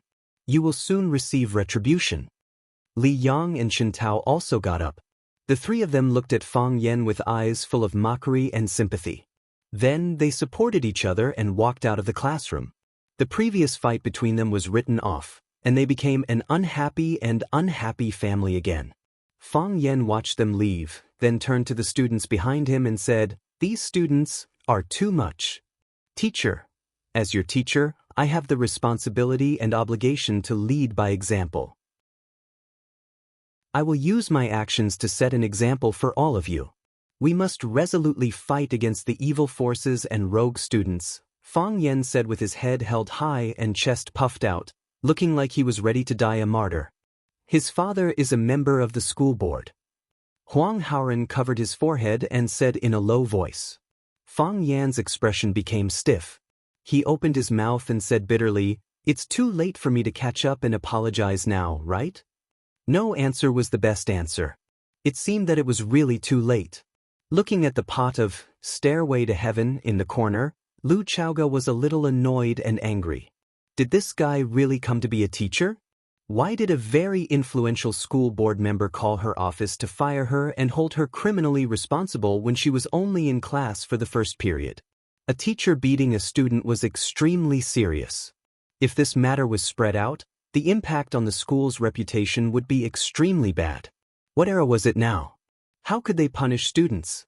Young people are still too impulsive. Lu Chaoga gently shook her head in her heart. Knock knock. Someone knocked on the door of the office. Lu Chaoga left the corner, walked to the desk and sat down. Then she shouted, "Come in." Fang Yen pushed the door and came in. He looked at Lu Chaoga with a face full of smiles and said, "Principal Lu, are you looking for me?" So, Lu Chaoga pointed to the chair in front of her. She was going to have a good talk with him in a businesslike manner. She would criticize him and then let him go. It was also an explanation to the old principal. "Thank you, Principal Lu." Fang Yen walked to Lu Chaoga's big desk and pulled out a chair and sat down. "I didn't expect to meet Principal Lu so soon. It's really fate." Lu Chaoga felt a fire in her chest. She couldn't get it out and couldn't get it down. It made her very uncomfortable to hold it in. Why did she want to be rude to this bastard when she saw him? This is not fate. I have something to talk to you about. Lu Chaoga cut off his delusion with one sentence. No, this is fate. Fang Yan said. Principal Lu, think about it. There are more than 200 teachers in our school, and there are even more staff in the office. Why did Principal Lu look for me instead of them? If this is not fate, what is it? Lu Chaoga forcibly suppressed the impulse to drive him out immediately and went straight to the topic. She said, someone reported to me that you had a violent conflict with the students. Is that true? Fang Yan sighed softly and said, Principal Lu, to tell you the truth, before I took this job, I thought that I would encounter such a thing. I've already made sufficient mental preparations. The students are still young. It is easy for young people to lose control of their emotions and do some impulsive things. This is inevitable. A philosopher once said that even God can forgive the mistakes made by young people. Although I am not as broad-minded as God, I know in my heart that I should be more tolerant of my students. Mr. Fang, I can accept whatever they do to me. After all, I am their teacher. I am going to have a good talk with them later and let them realize their mistakes. Teacher Fang Yan, Principal Lu, you don't have to call me to your office to comfort me. I am a man. I can still bear this kind of thing. Although they wanted to hit me, I did not fight back when they hit or scolded me. Fang Yan. Lu Chaoga wanted to jump up and scold him. This B** starred actually started praising himself?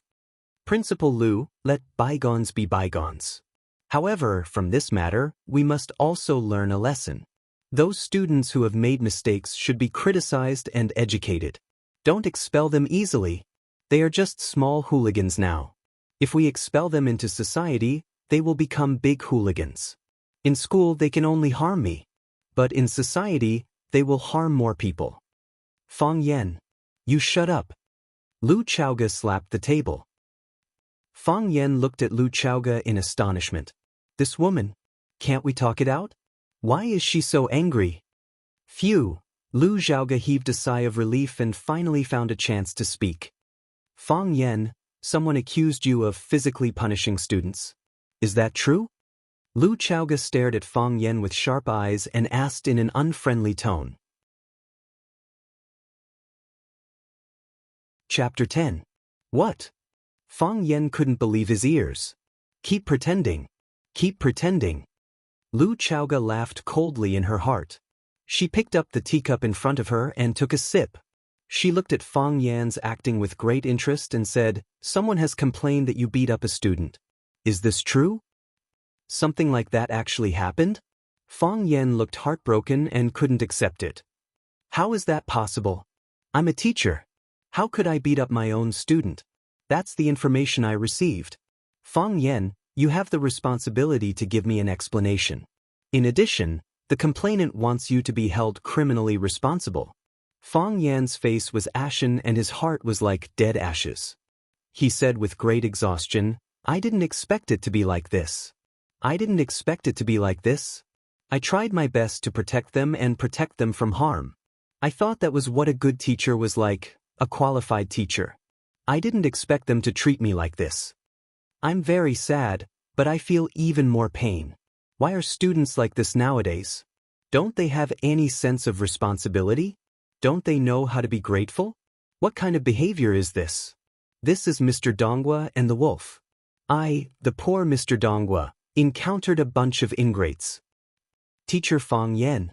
Fang Yan, don't get agitated. Lu Chaoga tried to calm Fang Yan down. What's the truth? What's going on? It's like this. Fang Yan licked his lips and said, it's a long story. Can I have a cup of water? You sit, I'll pour it myself. Lu Chaoga felt very innocent. She didn't even prepare to get up. Fang Yan ran to pour a cup of water and brought it to Lu Chaoga. He asked, do you have tea leaves? Give me a few.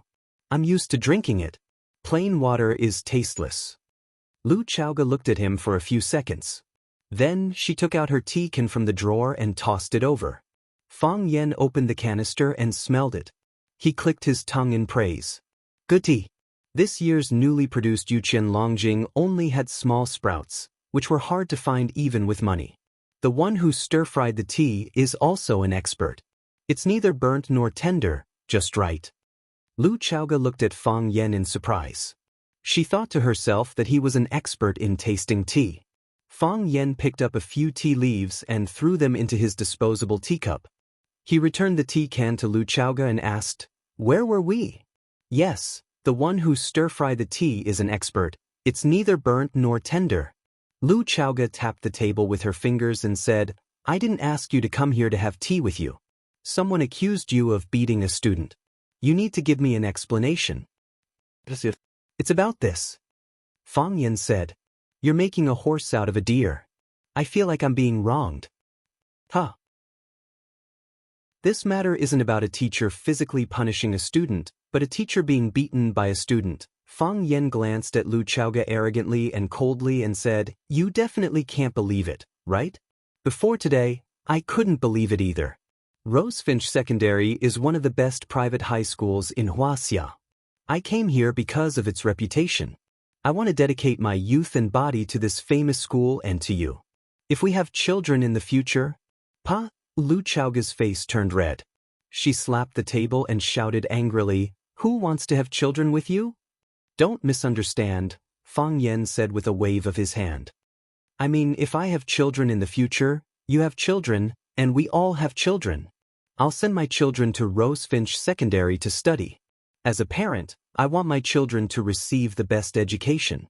However, Rosefinch Secondary is too disappointing. A student hitting a teacher is against human ethics. It's simply intolerable." "Who hit you?" Lu Chaoge's chest was heaving up and down violently. She knew that she was being teased by this guy, but there were no loopholes in his words. Even if she wanted to pursue the matter, there was no evidence that could be used against her. It would only make her more embarrassed. 3 students from Class 9, Jin Guodong, Li Yang, and Chen Tao. The 3 of them skipped class to drink and barged into the classroom drunk. I told them to come in after they sobered up, and they started cursing. They said that when they were happy, they recognized me as their teacher, and when they were unhappy, I was a pile of sh*t. Am I sh*t? I'm not. I'm not sh*t, but they called me sh*t. That's cursing. Lu Chaoge was silent. The school director called and said that his son and 2 other students were being bullied by the new teacher, and that the teacher beat them up without saying a word. Now, his son was seriously injured and was receiving treatment at the school's infirmary. To make matters worse, Li Yang was the school director's son, and Chen Tao's father, Chen Dahai, was the math teacher and homeroom teacher of Class 9. If all 3 parties insisted that Fang Yan hit them, Fang Yan's side would be at a great disadvantage. "What evidence do you have?" Lu Chaoge asked. "Evidence? What evidence do I have?" Fang Yan said angrily. "I'm the evidence, and so are the students who beat me up. The whole class is the evidence. They opened their mouths to curse me, and a student defended me and got his forehead smashed. His glasses were also broken. These are all evidence. But the 3 students seem to be seriously injured as well." Lu Chaoge raised her doubts. "They originally wanted to hit me, but I don't know what happened, but they started fighting amongst themselves. Then they started fighting in front of the whole class. I couldn't even stop them." Fang Yan shook his head. "These students? Why are they so uncultured?" Lu Chaoge looked at Fang Yan and asked, "Do you know the identity of Zheng Guodong's father?" "Identity? What identity?" Fang Yan asked doubtfully.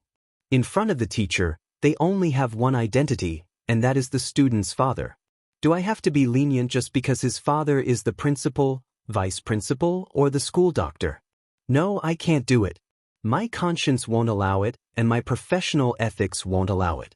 "Do you have such a thing as professional ethics?" Lu Chaoge secretly thought in her heart. Fang Yan seemed to understand something and asked nervously, "What is the identity of Zheng Guodong's father?" "Our school's school director, the biggest investor," Lu Chaoge said. Fang Yan puffed out his chest and said unyieldingly, "No wonder Zheng Guodong is so arrogant and condescending. It's another real case of, my father is Li Gang. Comrades ruin friendships, young ladies ruin beauties, and unscrupulous fathers ruin children. Lu Chaoge looked at Fang Yan and asked, "What are you going to do?" "I believe that Principal Lu will give me justice." "I never doubted that," Fang Yan said. Lu Chaoge hated him in her heart. How can you push this kind of trivial matter to a woman like me? However, Lu Chaoge really couldn't get away. She was the vice principal in charge of the school's personnel, and whether Fang Yan stayed or left was mainly up to her. From Fang Yan's explanation, Lu Chaoge knew that he was in the right. Besides, she also knew what kind of person Principal Zhang's son was. The school's 3 playboys. This group was famous in Rosefinch Secondary. But now Principal Zhang's son was beaten. If she didn't give them an explanation, Principal Zhang would definitely not let it go. After thinking for a while, Lu Chaoge made up her mind and said, "White is white, black is black. I will investigate this matter clearly, and whoever should bear the responsibility will bear the responsibility." I knew it. Fang Yan was very happy. Know what? Rosefinch has a justice bow, impartial and incorruptible. What did you say? Lu Chaoge's face darkened. You're not as black as him, Fang Yan hurriedly explained. He's not as white as you. Chapter 11. Rosefinch Secondary. A small conference room that was rarely open to the public. Fang Yan must be fired, a middle-aged man with a flushed face said calmly. This kind of teacher is a disgrace to our Rosefinch Secondary. If the media knows that a teacher in Rosefinch Secondary punishes a student, it will be a heavy blow to our Rosefinch reputation. Which parent would be willing to send their child to our Vermilion Bird Middle School to study? If this matter isn't handled well, it will bring immeasurable damage to our school. The person who spoke was the director of Rosefinch Secondary, Jing Tianqing. He wasn't usually in charge of school affairs, but he had to be present when there were important decisions to be made. Firing a teacher who hadn't been officially promoted was a small matter to him. However, because this matter involved his son, he specially came to organize this meeting. Speaking of this, he raised his head and glanced at Lu Chaoge, who was sitting across from him. If it wasn't for this woman's insistence, if Lu Chaoge had settled the matter immediately after he made the phone call, he wouldn't have needed to go through so much trouble to organize this meeting. This woman was really arrogant. It seemed like he had to find an opportunity to pressure her. The Queen of Education of America seemed to have not fully adapted to the national conditions of Huaxia. I agree, a tall and thin middle-aged man wearing a pair of gold-rimmed glasses said. He was the school's director of education, Li Mingqiang, a hardcore follower of Zheng Tianqing. Our school motto is unity, liveliness, diligence, and kindness. We have always been committed to improving the personal qualities of the students. However, we can't neglect the strict requirements of the teachers. If the upper beam is not straight, the lower beam will be crooked. If the leading teachers are all such low-quality people, how can we be so strict with our students? I suggest that this kind of violent teacher must be dealt with in a timely and accurate manner. Remove him from the teaching staff and report him to the police for criminal responsibility. This will serve as a warning to the rest and also serve as a warning to the teachers of Rosefinch Secondary. This kind of mistake should only be made once. It mustn't be made again. I also agree with Mr. Zheng and Director Li's proposal. This kind of thing must not be tolerated. Agreed. Lu Chaoge watched coldly as these people banded together to persecute a new teacher. She couldn't suppress the anger and sorrow in her heart. Lu Chaoge had already found out what had happened through her own channels. It was clearly their child who had made a mistake, so why was it the teacher who had been bullied who had to leave? What kind of world was this? Good people don't get rewarded, and bad people run rampant? I don't agree. Lu Chaoge suddenly stood up and said in a firm and unyielding manner. Teacher Fang Yan didn't do anything wrong. He shouldn't have been expelled by us. If we kick an innocent teacher out of the school, how can our school stand up? How are we going to answer to the 232 faculty members of Rosefinch Secondary? How are we going to explain this to the students who witnessed the whole thing? No one had expected Lu Chaoge's counterattack to be so fierce. This woman, did she take the wrong medicine? Or could it be that she had some sort of intimate relationship with that teacher whose surname was Fong? Nothing wrong? He beat up his own student and sent him to the hospital. That's not wrong?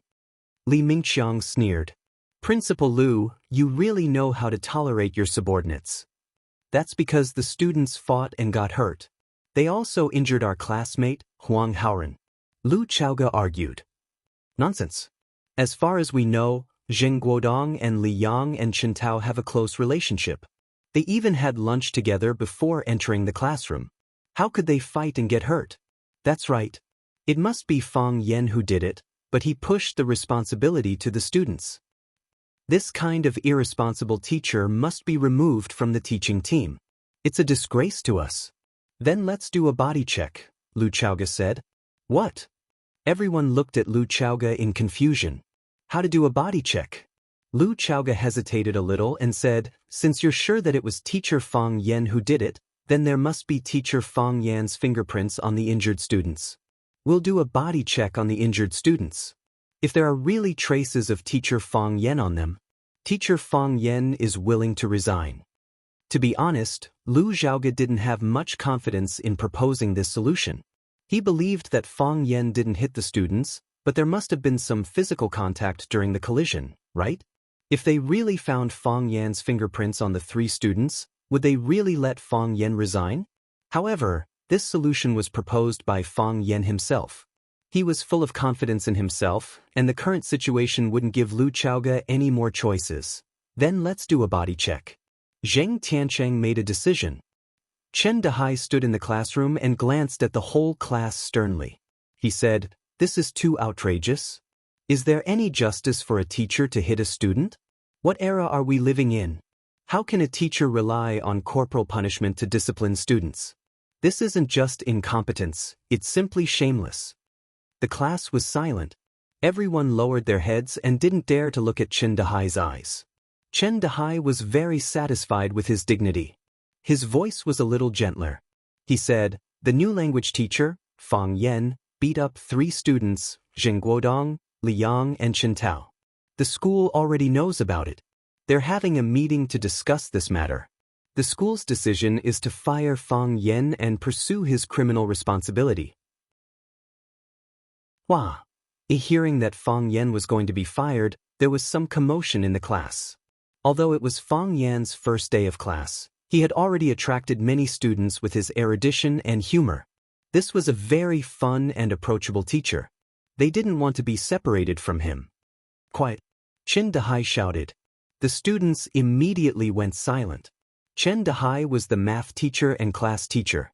He controlled their life and death. Anyone who does something wrong has to bear the responsibility. The teacher is no exception. Shouldn't he be punished for beating a student to the hospital? Chen Dehai said sternly. Mr. Fang is right. Huang Haoren said aloud. Chen Dehai's eyebrows twitched. He said, whether Mr. Fang is wrong or not, what you say doesn't count. What I say doesn't count. The school has the final say. The school has made a decision. No one can change it. I advise the students here to calm down. Know what to say and what not to say. We still have a long time to get along. Fang Yan left, but Chen Dehai was still there. Who dared to offend their class teacher for a teacher who was about to leave? Does anyone have anything to add? Chen Dehai asked. No one spoke. Everyone avoided looking at him. This class is self-study. Chen Dehai walked down the podium and walked toward the door. Huang Haoren come out. Chapter 12. Huang Haoren's head hung low with a piece of white gauze on his forehead. After class, his classmates sent him to the school's infirmary. After an examination, his forehead was only slightly bruised. It wasn't a serious injury. Chen Dehai looked at the wound on Huang Haoren's head and asked with concern, Huang Haoren, is your head okay? It's okay, Huang Haoren said in a low voice. Sigh, teacher Fang Yan is really too much. How could he be so careless? Nowadays, every family only has one child. They hold him in the palm of their hand, afraid to drop him, afraid to melt him in the mouth, afraid to bump into him. Yet he just came today and beat someone up like this. It really hurts my heart to think about it. It wasn't Teacher Fang Yen who hit me, Huang Haoren said. Huang Haoren. The smile on Chen Dehai's face disappeared. His gentle voice also became cold. It was Teacher Fang Yen who hit you. He originally wanted to hit Zheng Guodong, but he accidentally hit you. It's not like that. Huang Haoren clenched his teeth and insisted. Chen Dehai was silent. His eyes were like knives that scraped Huang Haoren's face. In middle and high school, there weren't many students who dared to disobey their teachers. Huang Haoren, in front of me, you're still a child, but you're not young anymore. As a high school student, you should think like an adult. Chen Dehai tried to persuade him. You can't go wrong listening to the teacher, right? Do you think the teacher will harm you? Huang Haoren kept his mouth shut and didn't answer. Huang Haoren, you're a smart child. You entered Rosefinch Secondary with excellent grades. Your parents must have high expectations for you, right? You should know how to choose, right? Don't worry, I'll take good care of you in my math class. If there's anything you don't understand, feel free to ask. You can do it at any time. Teacher Chen will give you some private time. Chen Dehai patted Huang Haoren's shoulder and said, Teacher Fang Yen will definitely leave.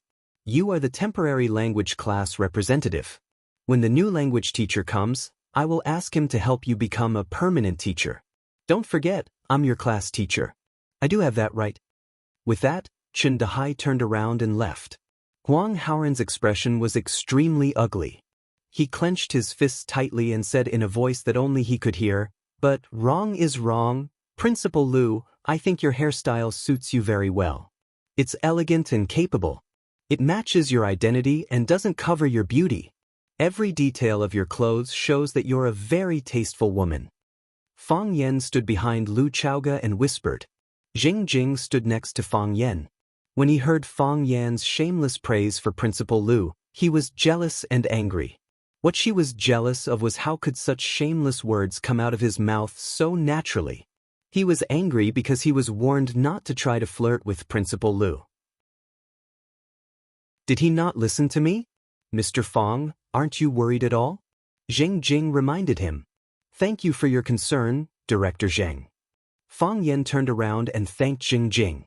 A straight body is not afraid of a crooked shadow.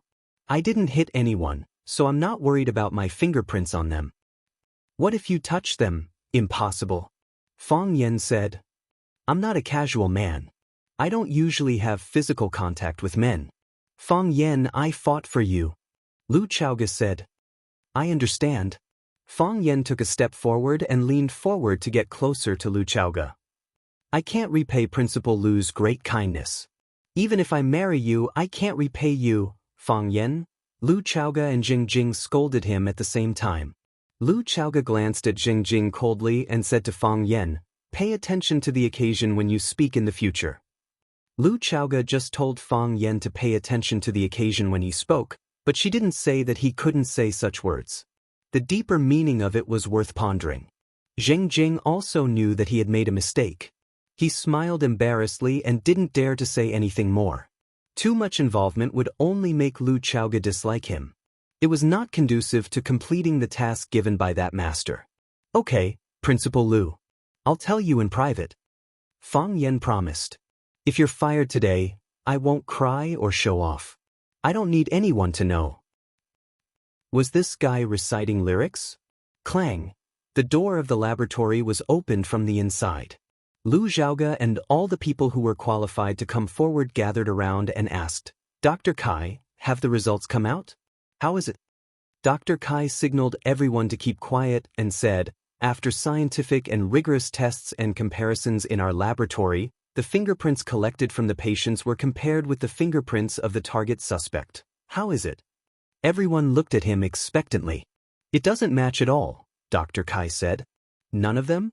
None of them were successful? Li Mingxiang asked, unwilling to give up. None of them, Kai Mingxiang said. After careful analysis and research, we found that the fingerprints on the 3 patients were left by each other. That is to say, they attacked each other. Li Mingxiang wanted to kill someone. Who asked you to add this sentence?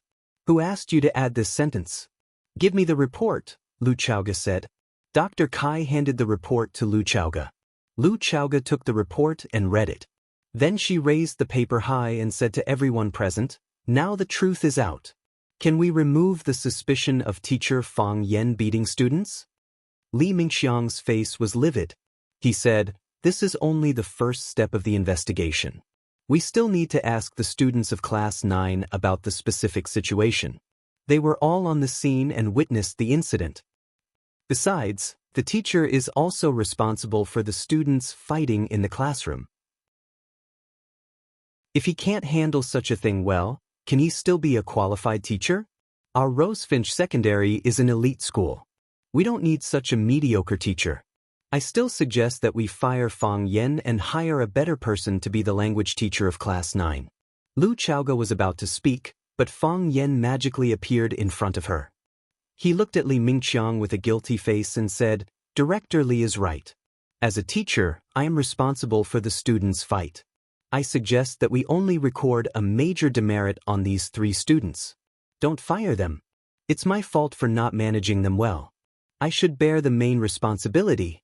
All the people present were dumbfounded. Li Mingqiang almost roared out, "Who said they were fired? Who said they were fired?" Chapter 13. Lu Chaoge understood and immediately said, "Skipping class to drink, making a scene in class, beating students, insulting teachers. The nature of these students' mistakes is very serious. Their existence will affect the reputation of Rosefinch Secondary and cause a very bad influence among the students." After a pause, she looked at Li Mingqiang and said, "But, since Mr. Fang Yan took the initiative to intercede for these students and took the main responsibility, Director Li, I suggest that these 3 students should be punished with serious demerits. What do you think? Check again, maybe it's a misunderstanding." Li Mingqiang looked at Fang Yan with sharp eyes, as if he wanted to skin all the internal organs of this young language teacher. Mr. Fang Yan is still very responsible. He is also full of patience and tolerance for students. He is a very good teacher. We can rest assured that Class 9 will be handed over to Mr. Fang Yan. Li Mingqiang took the initiative to compromise. Li Mingqiang's attitude was not important, but he represented Zheng Tiancheng behind him at this time. This attitude was very important. Lu Chaoge nodded and said, "I'll ask someone again to investigate the matter clearly. I will handle this matter fairly and justly. I believe that Principal Lu can handle it well." Li Mingqiang coldly dropped a sentence and turned to walk out of the hospital. The truth was out. Seeing Li Mingqiang leave, the others also followed him. Lu Chaoge turned to look at Fang Yan and asked, "How did you do it?" "Because I have walked through thousands of flowers, and not a single leaf touched my body," Fang Yan said. "Mr. Fang Yan, I'm asking you a question very seriously." "Principal Lu, I'm also answering your question very seriously," Fang Yan said. He really didn't lie. Tai Chi was originally about having a circle but not having a circle, having an extremity but not having an extremity, using the force to fight without touching the body. There were some Tai Chi masters among the people who paid attention to not using their hands to fight. Using their hands was a disgrace. They didn't even need to use their hands to fight. Thinking about it, they felt that it was awesome and pretentious. Although Fang Yan couldn't beat the violent girl Yi Ro, it didn't take much effort to deal with these 3 drunk students who couldn't even stand steadily. Lu Chaoge just stared at Fang Yan without saying a word. She felt that she couldn't get a word from this guy, even if she tried so hard to help him just now. Fang Yan knew that Lu Chaoge didn't believe him and said, "Look into my eyes. Look at me. Do you see my sincerity?" I saw a lump of eye wax. Lu Chaoge was so angry that he turned around and left. Zheng Jing wanted to scold Fang Yan, but he knew it. Zheng Jing wanted to reprimand Fang Yan. However, when the words reached his mouth, he knew it was useless. He quickly chased after Lu Chaoge. Zheng Jing followed Lu Chaoge and said with a smile, "It's not worth it to offend Director Zheng and Director Li for a new teacher." Zheng Jing followed behind Lu Chaoge and said with a smile, "It's not worth it to offend Director Zheng and Director Li for a new teacher." Zheng Jing followed Lu Chaoge and said with a smile, "It's not worth it to offend Director Zheng and Director Li for a new teacher." What is worth it and what is not? Lu Chaoge stopped and asked. I feel that it's not easy for Principal Lu to gain a foothold in the school. There's no need to rush into a head-on confrontation with them, Zheng Jing quickly explained. I don't think we should confront them head-on, Zheng Jing explained. They just want to protect their own children. Have they ever thought about what will happen to the other students if they succeed? I'll do what is right, and I won't do what is wrong. Lu Chaoga sneered. They just want to protect their children. Have they ever thought about what kind of influence they will have on other students if they succeed? They can't even tell right from wrong. How can we expect them to have good character and integrity in the future? The national conditions in Huaxia are different from those in the United States. The sun represents day and the moon represents night. Bamboos have joints and trees have tendons.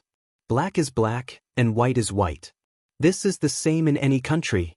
This is Rosefinch Secondary, and I'm the vice principal of Rosefinch Secondary. I want them to be the same and he must be the same, Lu Chaoga said firmly. I can compromise on many things, but there are some things I'd rather bleed. Lu Chaoga walked away with her head held high, leaving behind an unyielding expression and a graceful silhouette. The sound of her high heels hitting the ground was like a blow to the soul. Zheng Jing stood rooted to the ground. After a long time, he exhaled. This is the first time I feel that her domineering attitude isn't so annoying. After some thought, he clenched his teeth and cursed, "It's all Fang Yan's fault. I'll teach you a lesson."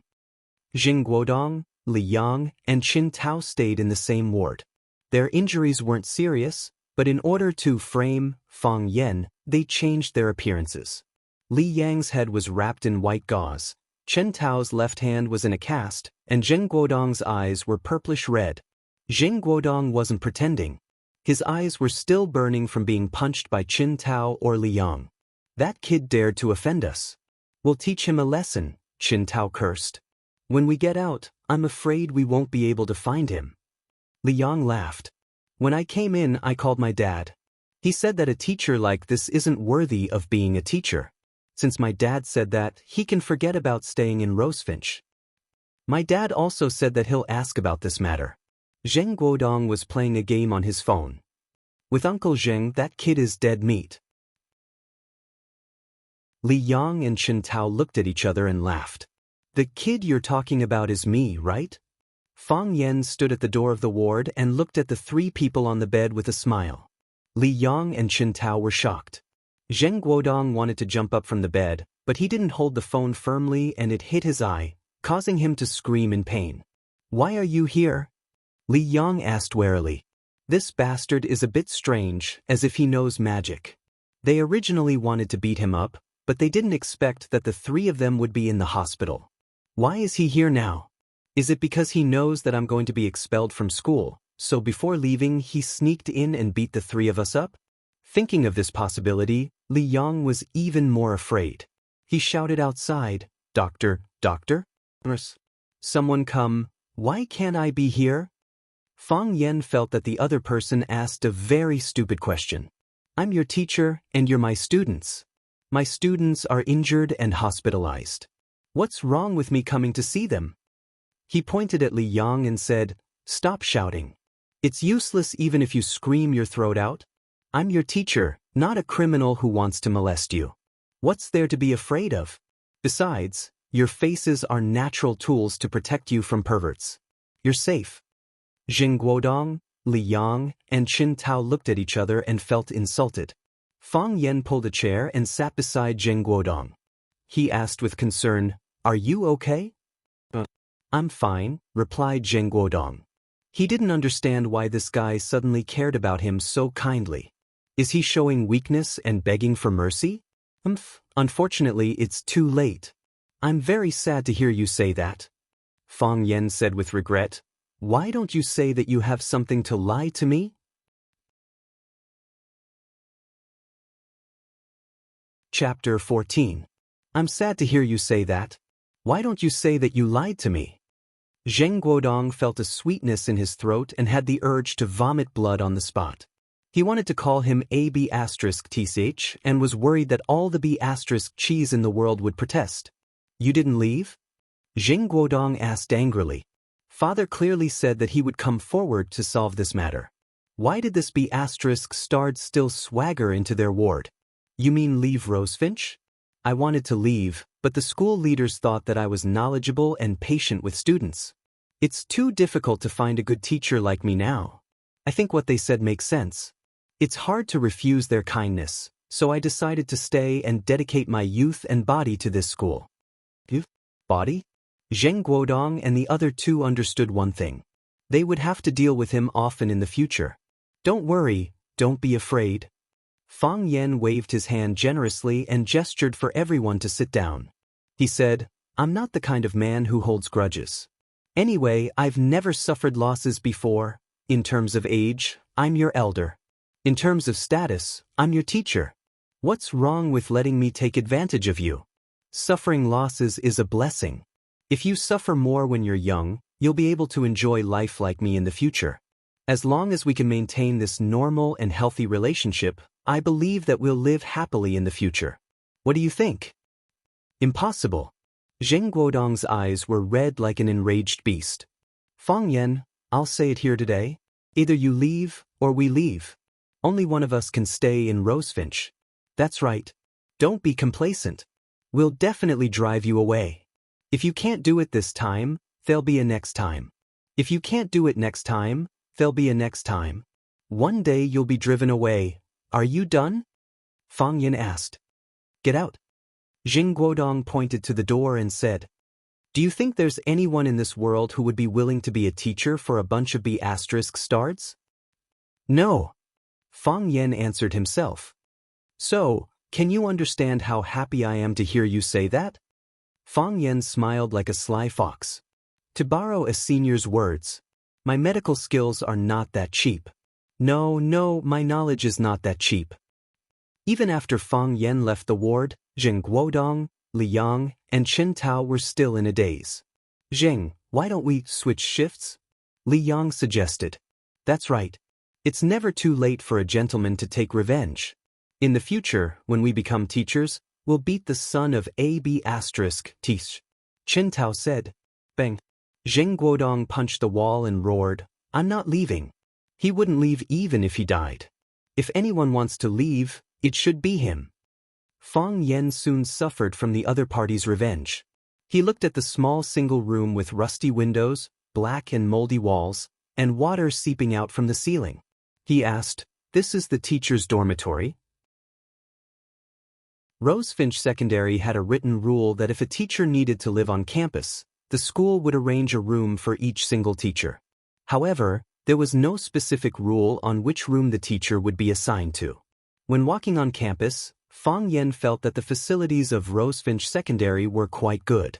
Lush greenery, a myriad of purple and red. There was a basketball court, a soccer field, a swimming pool, and a gym. The facilities were better than some second-rate or third-rate universities. The school was not short of money. However, when he came to his dormitory, he found that it was not the case at all. If all the teachers were arranged to live in such a room, wouldn't all the teachers in the school run away? Or is it just me? There was a big question mark in Fang Yan's heart. Yes, Xiaoli said. Xiaoli was a staff member of the school's logistics department. He was responsible for arranging Fang Yan's food and accommodation. As for who the head of the logistics department was, sorry, Fang Yan's rank was too low. He didn't even have the chance to meet the head. Other teachers live here too? Fang Yen stretched his head and looked outside. How come I don't see any other teachers here? Not only did he not see any other teachers, there was not even a shadow in the entire corridor. Could it be that all the teachers were busy with classes today? Other teachers don't live here. They have other arrangements, Xiaoli said impatiently. Little brother, who's your brother? Xiaoli said angrily. Why don't you take a piss and look at yourself? You think you're much older than me? Working in society, people were afraid of being called young. Being young didn't just mean that you were young, it also meant that you had no experience. In the future, if you didn't get a room, if you didn't get a promotion, you would forever be a little brother. Big brother, I just want to ask, why do other teachers live in other places and I live here? Look, is this place livable? Not only is the room moldy, but it's also leaking water. Can you give me another room? Fang Yan pleaded softly. Xiao Li was very satisfied with Fang Yan's attitude of calling him Big Brother. Seeing that there was no one around, he asked softly, "Did you offend someone?" Fang Yan said, "I just came to report today. How could I offend someone? Is it too late?" "Strange," Xiao Li said. He couldn't imagine that a teacher on his first day of work had offended the school's top management. "There are rooms in the teacher's area. Why are you assigned to the handyman area?" "Handyman area?" Fang Yan was stunned. "Do you know who lives in this place?" "I don't know." Fang Yan shook his head. It seemed that the water here was really deep. Was this how those people showed their power to him? The security guard at the door, the cook in the cafeteria, and the boiler. Their rooms are better than yours. No one used to live in this room, and it has been used as a utility room. I don't know what happened, but you were assigned here. In order to make room for you, our logistics department specially sent 2 people over to empty the broken tables and chairs in the room. Isn't this bullying? Can you give me another room? Xiao Li shrugged and said, "This is arranged by the director himself. I don't have the right to decide. Unless the director says so, or you can find a leader with a higher rank than the director to speak for you. However, since the director did this, there must be a reason for it. You must have offended someone. This is too much."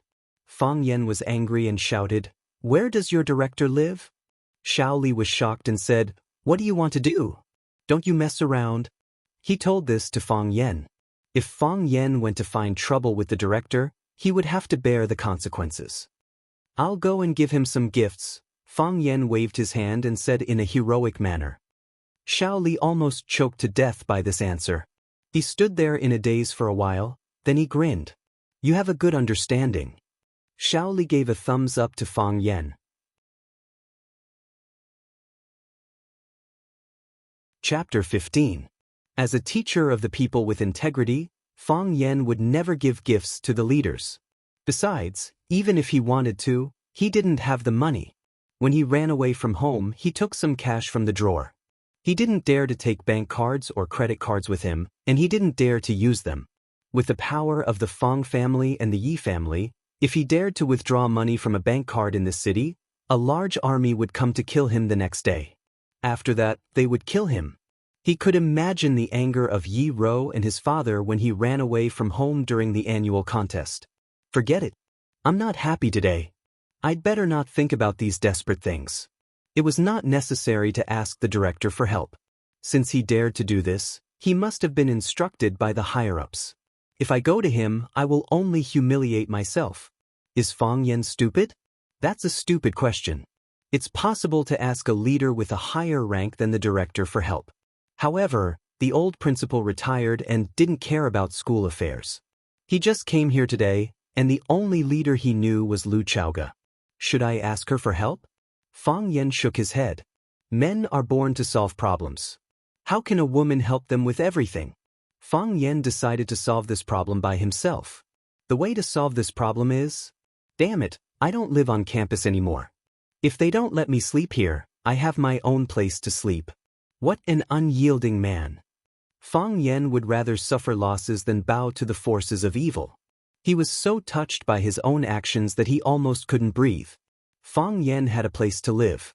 After he ran away from home, he rented a house in Huaqing. 500 yuan a month, 1 for 2, that's 1,500 yuan. He didn't have much money left in his pocket. For the first time in his life, he encountered a survival crisis. That was also the reason why Fang Yan wanted a room on campus. If the school approved it, he would talk to the landlady and see if he could get a refund for the rent. Originally, Fang Yan wanted to bargain or negotiate with the landlady. However, the landlady's words made him give up the idea. "My daughter has to pay tuition." Tractor Village. This was the urban village of Huaqing, and it was also the place where Fang Yan rented the house. In Huaqing, an international metropolis, there were people who drove colorful luxury cars, and there were people who lived in mansions that overlooked the mountains and the sea. There were countless luxury stores and feasts from different countries that cost tens of thousands of yuan. However, most of them were from the ant tribe who were tired and had dark circles under their eyes from working overtime. They took the subway and took the bus back to their rented house to reunite with their wives and children. It was only at this moment that they would smile without any scruples. In this small, cozy house, they were heaven. Fang Yen was not this kind of person in the past, but now he had joined their army. Fang Yen returned to the courtyard. The landlord's sister Li was washing vegetables in the courtyard and preparing to cook. "Xiao Fang, you're back?" The landlord's sister Li greeted Fang Yen warmly. "I'm back," Fang Yen replied with a smile. "Have you found a job?" "I found it." "So fast." Sister Li straightened her thick waist. "Not bad, Xiao Fang. You found a job so quickly?" The current employment situation is grim, and it's not easy for a new graduate to find a job. Think about it, without any work experience, which company would dare to hire you? The company can't afford to hire useless people.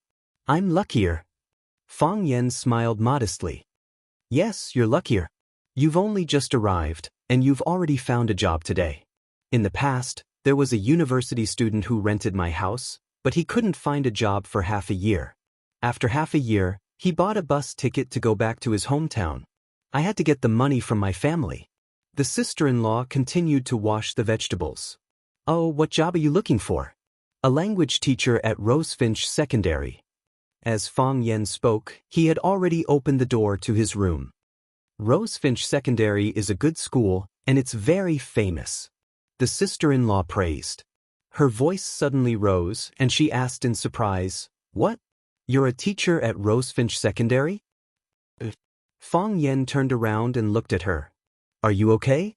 Sister Li looked at Fang Yen from head to toe with a strange gaze, and asked again, "Are you really a teacher at Rosefinch Secondary?" "Yes." Fang Yen understood what she was thinking. It was still because he was too young, which made people think that it was impossible for him to become a high school teacher. "You're not lying?" Fang Yen smiled bitterly and said, "Sister Li, why would I lie to you about this?" "Amazing." Sister Li praised again and again, but her eyes were shining. "That's amazing. Mr. Fang, go back to your room and rest for a while. You're not allowed to eat outside today. I'll cook a few more dishes. When your Uncle Jiang comes back, you two can have a few drinks." "Sister Li, you don't have to be so polite." Fang Yen said. Wasn't this treatment too fast? Not only did the address change, but he was also treating her to a meal? "No need to be polite. You can rent my house. This is also fate between our two families. In the past, when other tenants came over, I would also treat them to a meal. That's settled. I'll go prepare now. If you're hungry, I have bread at home." "I'm not hungry. I'm not hungry yet." Fang Yen quickly said. "Then wait for a while.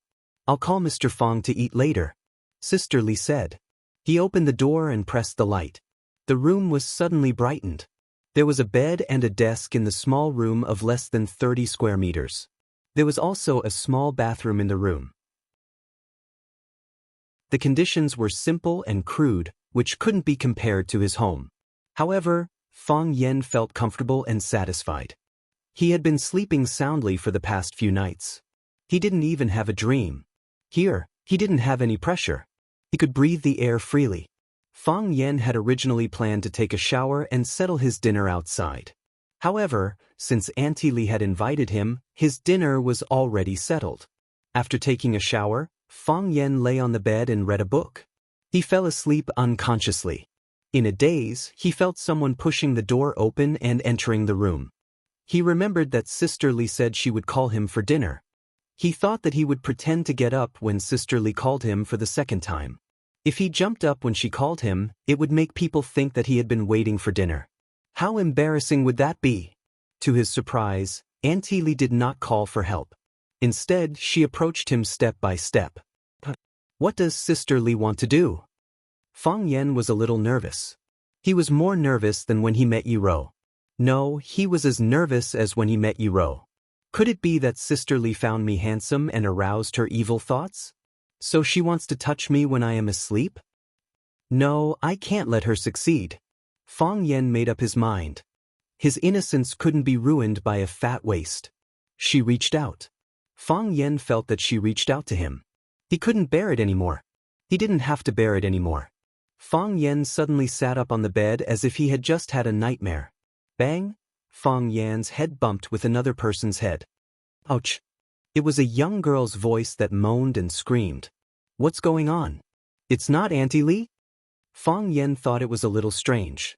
Fang Yan's heart was filled with guilt when she saw the face of the girl who was covering her head and glaring at her. I just wanted to touch you, didn't I?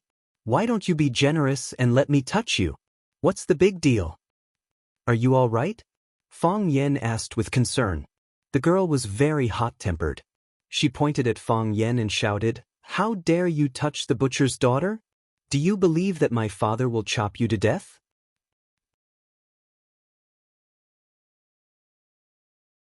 Chapter 16. How dare you touch the butcher's daughter? Believe it or not, my dad will chop you to death. This was the first sentence that Jiang Qin and Fang Yan said when they first met. Many years later, the two still laughed when they thought of this scene. Jiang Qin knew that the cottage in the yard was rented to someone else, but these days she left early and came back late, so she didn't see Fang Yan at all. When she just came back from school, her mother said to her sneakily, Honey, do you know who we rented the house to? A person. That's not an ordinary person. Is it a Superman? Damn child, what are you talking about? Let me tell you, the young man who rented our cottage is a language teacher at Rosefinch Secondary. Jiang Qin pursed her lips and said, Isn't it just a teacher? What's so great about it? Why can't you understand? Li Guing was anxious and poked her forehead with her finger. Didn't your teacher teach you to get close to the water tower first? Jiang Qin's eyes widened and said, No way? Mom, you want me to hook up with a teacher? Hook up? Screw you. Li Guing raised the spatula and hit her head, scaring her into stepping back.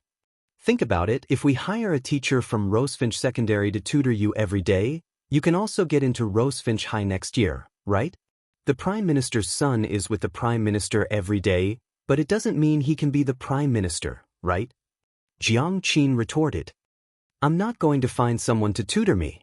The school tutors us every day, and we can't even finish our homework. No, you have to listen to me on this. Li Guing decided everything. Honey, you're already in the 3rd year of middle school. In another year, you'll be taking the high school entrance exam. This is the final sprint stage of the year. I don't need to say how precious time is, right? If you can't get into a good high school, how can you get into a good university?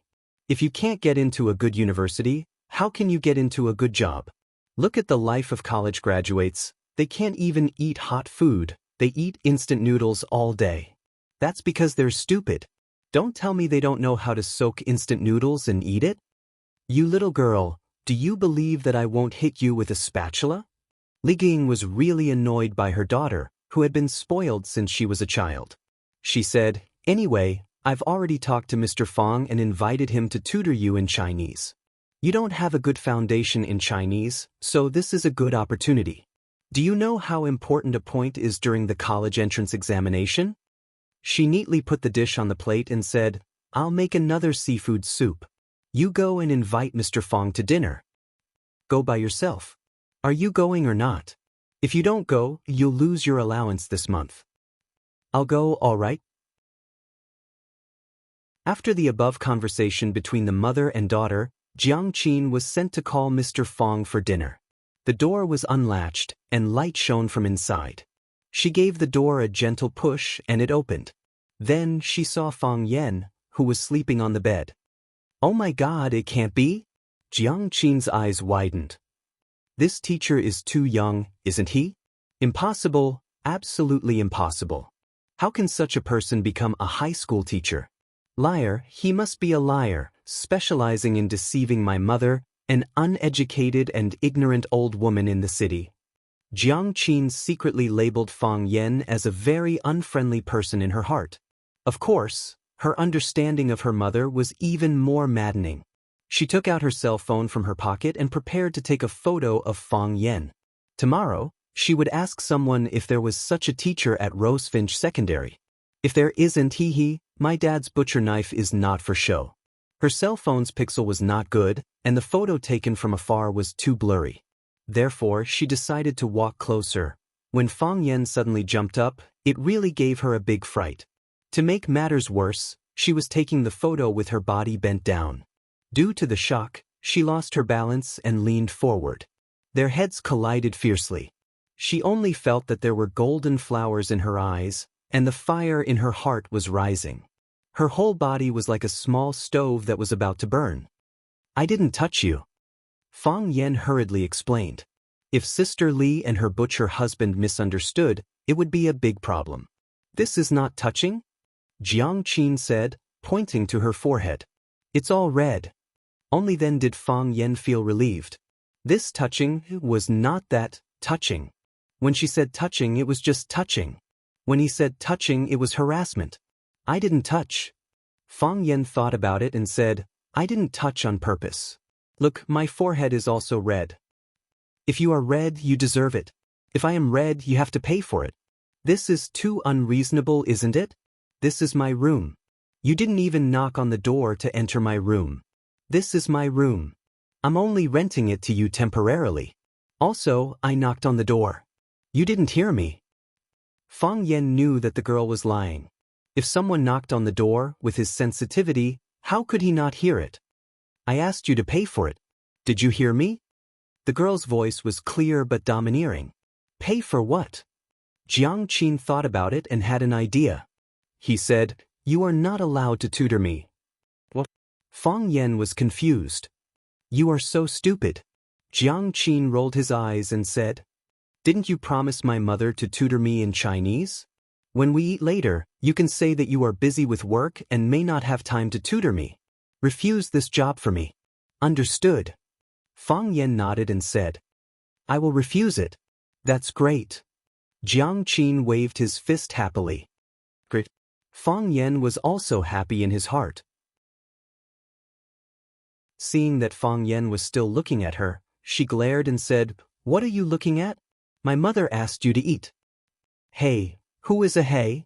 I am not a hey. I said I am a teacher. Why don't you respect me at all?" "I don't believe that you are a teacher," Jiang Qin said. "Besides, even if you are a teacher, you are not my teacher. You don't teach me anything. Why should I respect you? You can't say that. Being a teacher is a great profession and a glorious team. I am not your teacher, but I am the teacher of other students. I'm the same as tens of thousands of teachers. We all contribute selflessly to the students. You should respect me and every student's teacher." Fang Yen tried his best to persuade her. Jiang Qin thought about it and said, "You mean that other people's teachers are also my teachers?" Fang Yen nodded. "If you have a daughter in the future, will you give her money to spend?" "Yes." Fang Yen said. "What kind of question was that?" "I am not your daughter, but someone else's daughter. As a father, you should pity all the daughters in the world."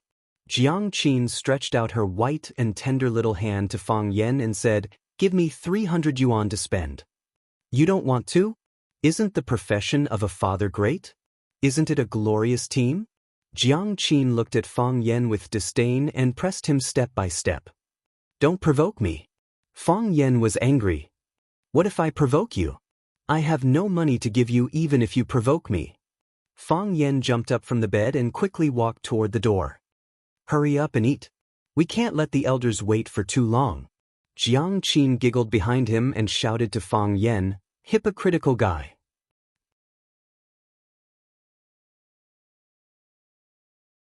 Chapter 17. Mr. Fang, have a chicken leg. Mr. Fang, my pan-fried squid is the best. It goes well with wine. Teacher Fang, go ahead and eat. Don't stand on ceremony. Make yourself at home at sister-in-law's. Looking at the food piled up like a hill on the plate in front of him, Fang Yen knew that it would be difficult to fulfill the promise he made to Jiang Qin. "Thanks to you." Jiang Dai, the butcher husband of Sister Li, chuckled with a glass of wine in his hand. From time to time, he said to Fang Yen, "Mr. Fang, let's drink." Regardless of whether the glass of wine in Fang Yan's hand was gone or not, he was gone completely. Not a drop was left. He almost ran naked. Sister Li was businesslike, enthusiastic, and had the shrewdness of a woman from a village in the city. Jiang Dai was simple and honest. Except for, Mr. Fong, let's drink. He had almost nothing in common with Fong Yen. Sister Li had a thick waist and round butt. Jiang Dai was chubby. He didn't look like a butcher, but more like a kind-looking hotel chef or a small restaurant owner. However, such a couple gave birth to a mischievous and very good-looking daughter. To be honest, Jiang Qin was really good-looking, except for Yi Ro. Could Yi Ro be a woman? She had big eyes, thin eyebrows, a high nose, and cherry lips that made people full of appetite even without any rouge. She had delicate skin, an innocent expression, and long black hair that fluttered freely. She sat in front of her parents and ate seriously, just like a little princess from a village in the city. Every cute girl was a little princess in their family.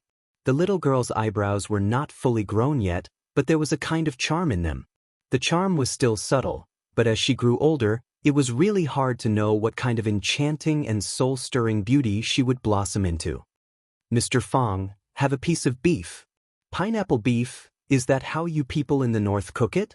As Sister Li spoke, she made some more contributions to the food hill in front of Fong Yen, making it look even taller and steeper. Fong Yen nodded. Mr. Fong, are the students of Rosefinch Secondary easy to teach? Sister Li asked casually. It's okay. I just went there. Fong Yen knew that the main topic was coming. Jiang Qin, who had been eating quietly, heard his mother's words and secretly winked at Fong Yen, reminding him to remember to keep his promise. Rosefinch Secondary is a famous school. The quality of the students there must be quite high, Sister Li said to herself. Unlike our dearest, kiss. Jiang Qin blushed and said angrily, My name is Jiang Qin. Right. My dear brother is Jiang Qin. Sister Li quickly corrected herself. Jiang Qin wished he could bury his head in the seafood soup in front of him. How could his mother call him by his nickname in front of an outsider? Furthermore, it was such a nickname that gave people a sense of intimacy. Jiang Qin didn't do well in primary school and only got into number 26 high school. Number 26 middle school is a good school, but there are so many good schools in front of it. It won't be easy for her to get into Rosefinch High School. Where there is a will, there is a way. Jiang Qin is smart and quick-witted. He can definitely get into Rosefinch Secondary, Fong Yen refused tactfully. The hidden meaning in Fong Yan's words was that his daughter was very smart. She could get into Rosefinch Secondary even without tutoring. If he does well, he might get into a better high school than Rosefinch Secondary. Jiang Qin's lips curled up into a seductive smile. He was satisfied with Fong Yan's answer. Why was it average? Because this guy was too vicious. Smart and quick-witted could definitely get into Rosefinch Secondary. Every year, there were many top students who failed in the high school entrance exam. If he couldn't get into Rosefinch Secondary, would it mean that he wasn't smart and quick-witted enough? Mr. Fong, you also think our dear sister is smart? Sister Li said happily. I'm not bragging. Our dear sister has been smart since she was young. She speaks earlier than other children of the same age and walks faster than other children. She could speak English when she was 3 and recite Tang poems when she was 5. By Ji something? That's so long that she could recite it all. That's amazing. Fong Yen followed up with a compliment. I'm not as good as her. Jiang Qin could even be my teacher. Jiang Qin laughed out loud. Wasn't this reason a little too fake? She knocked on the plate with her chopsticks and said, Mom, are you done? In your eyes, I'm the once-you star who descended to Earth, right? Sister Li smiled embarrassedly and said, I'm speaking the truth. She picked up some vegetables for Fong Yen and said, Mr. Fong, although it's our first time sitting at the same table to eat, you know Sister Li's personality. She's straightforward and says whatever she wants to say. I don't treat you as an outsider, so don't treat me like an outsider. It's like this. Jiang Qin is already in the 3rd year of middle school. It's the most important year before the high school entrance exam. Huaqing is a city with a strong education system. With her current results, it'll be dangerous for her to get into a key high school. Sister Li chuckled and looked very embarrassed. Isn't Mr. Fong a language teacher at Rosefinch Secondary? You must have a lot of knowledge. I want to ask you to tutor our son in language to add another layer of insurance for his high school entrance exam. Mr. Fong, do you think that's okay? Fang Yen glanced at Jiang Qin. The little girl was secretly shaking her finger at her. Don't agree. Sister Lee, it's not that I don't want to agree, but there are a lot of things to do at school. I can't go to work on time. I'm afraid that if I come back too late, it'll delay Jiang Qin's studies. Isn't that not worth it? Fang Yen said awkwardly. No, it won't. I won't. Auntie Lee quickly tried to persuade her. How would it delay his studies? If you come back, tutor him for a while. If you don't come back, let him study on his own. How would it delay him? Besides, you have to eat, right? In the future, you can eat at Sister Lee's place when you come back at night. Isn't it just an extra pair of chopsticks? Sister Lee will make whatever you want to eat. Our old Jiang is a butcher. I don't dare to say anything else, but there's no shortage of pig head meat, pig intestines, pig ribs, and so on. How can that be? Fang Yen was a little tempted. If he ate here for dinner, he could save a lot of money.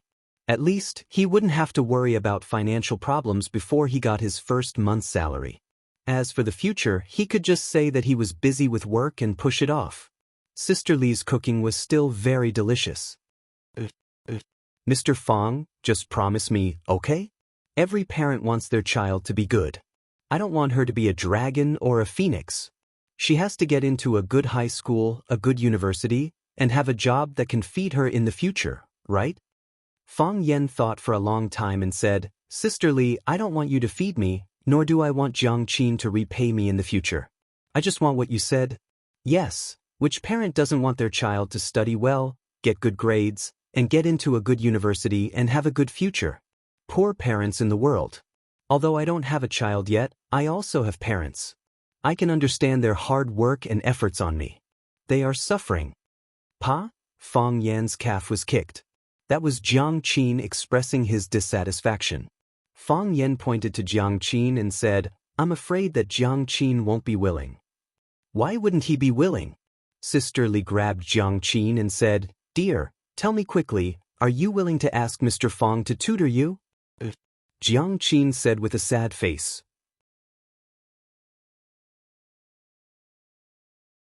Chapter 18. On the way to work, Fang Yen felt that someone was following him. He turned around abruptly and saw Jiang Qin, who was wearing a blue school uniform, standing not far away and glaring at him angrily. His cheeks were puffed up high, and he looked like he had suffered a lot. Liar, Jiang Qin scolded angrily. How am I a liar? Fang Yen turned around and left. Dong dong dong, Jiang Qin quickly caught up and followed behind Fang Yen. She scolded, Aren't you a liar? You promised me that you wouldn't tutor me. I did promise, Fang Yen defended himself. But when your mother asked for your opinion, you agreed readily. I thought that you had a certain understanding of me after spending a short time together and realized that I was a knowledgeable and upright teacher, so you changed your mind. Which female student doesn't want a handsome and easygoing tutor? I'm not surprised that you fell for my charm. Ha!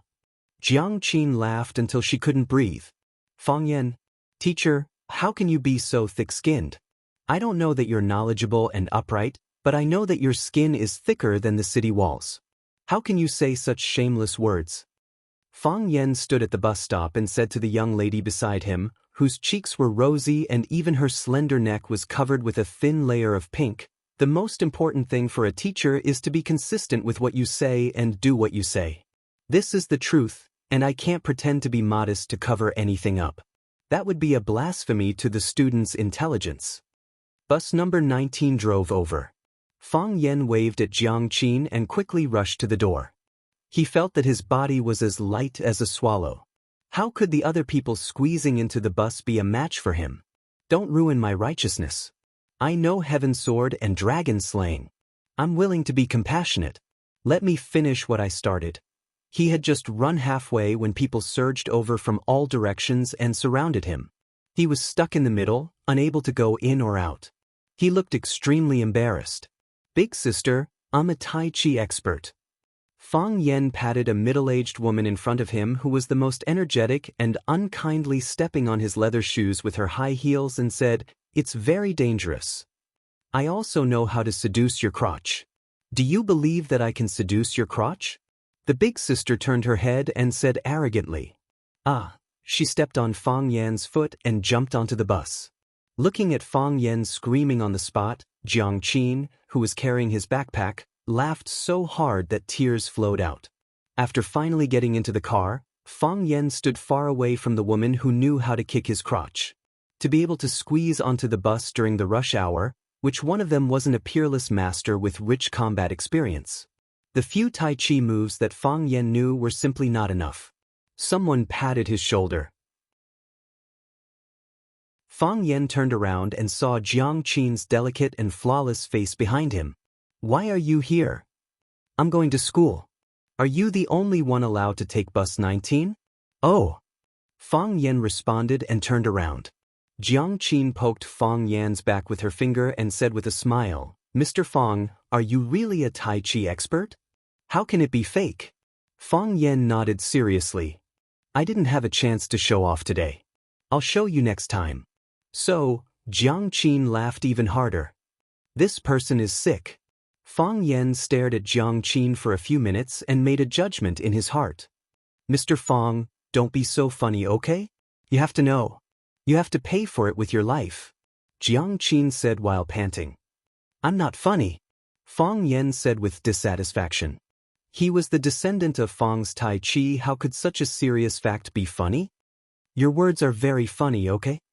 Jiang Qin laughed again. She really liked to laugh. Fang Yan was silent. He didn't want to talk to this brat who didn't know anything. Hello? Are you angry? Jiang Qin stood behind Fang Yan. Because she wasn't as tall as Fang Yan, she could only stand on her tiptoes when talking. Otherwise, it would seem like a little girl talking to the back of a young man. No. Fang Yan faced the window and looked at the morning view of Huaqing outside. Petty. You're angry. Are you really a teacher? Yes. Are you really a language teacher at Rosefinch Secondary? I don't believe it. Whatever. Prove it to me. Liar. What did I lie to you? You lied to me that you're a teacher at Rosefinch Secondary. I really am. Liar. The car was crowded. Everyone only had a little space to stand. Fang Yan and Jiang Qin were very close. In order to talk to Fang Yan, Jiang Qin's chest was almost pressed against Fang Yan's back. However, the little girl was still very reserved. She used her hand to support Fang Yan's back and tried to make a small gap between the two. Jiang Qin suddenly exclaimed. Her body also fell heavily on Fang Yan's body. Fang Yan suddenly straightened his waist and caught the girl's body. Only when Jiang Qin straightened her body did Fang Yan turn around. What's wrong? Fang Yan asked. He pushed me. Jiang Qin pointed at a middle-aged man in a black suit behind her. Who pushed you? The man adjusted his glasses. His attitude was very bad. The car was bumpy. I accidentally fell on top of you. Who told you to be so close? Why were you standing so close? Jiang Qin was not a timid person. She accused the middle-aged man of his crime. The car is so small. Where can I stand? Afraid of being squeezed? If you're afraid of being squeezed, take a taxi. You. Jiang Qin was speechless. She really did not have a better way to fight back against this tall and shameless man. Fang Yan looked at the middle-aged man from head to toe and said to Jiang Qin, I'll handle it. He pulled Jiang Qin to the front and stood where Jiang Qin was standing. His body just happened to separate Jiang Qin and the middle-aged man. Fang Yan turned around and looked at the middle-aged man who looked gentle with glasses and said, How do you feel? What? The man's face was full of disgust. He was very dissatisfied with Fang Yan's behavior of changing seats. I saw it all. What did you see? I don't know what you're talking about. The man dodged his eyes and hurriedly explained. Don't be so nervous. I'm not nervous. I didn't do anything. The middle-aged man did not like the look in Fang Yan's eyes.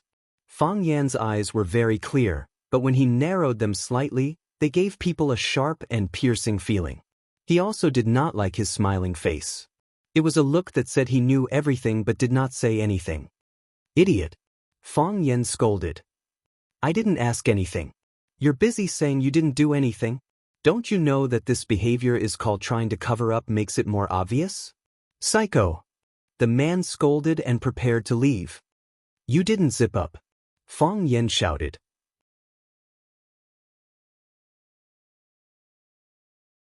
Chapter 19. Your zipper isn't closed. Hearing Fang Yan's shout, the people around all cast their eyes on the glasses man. The glasses man hurriedly reached out and felt around, but he didn't find the zipper open. I have already zipped it. The glasses man roared angrily. What do you mean you have already zipped it? You just unzipped it?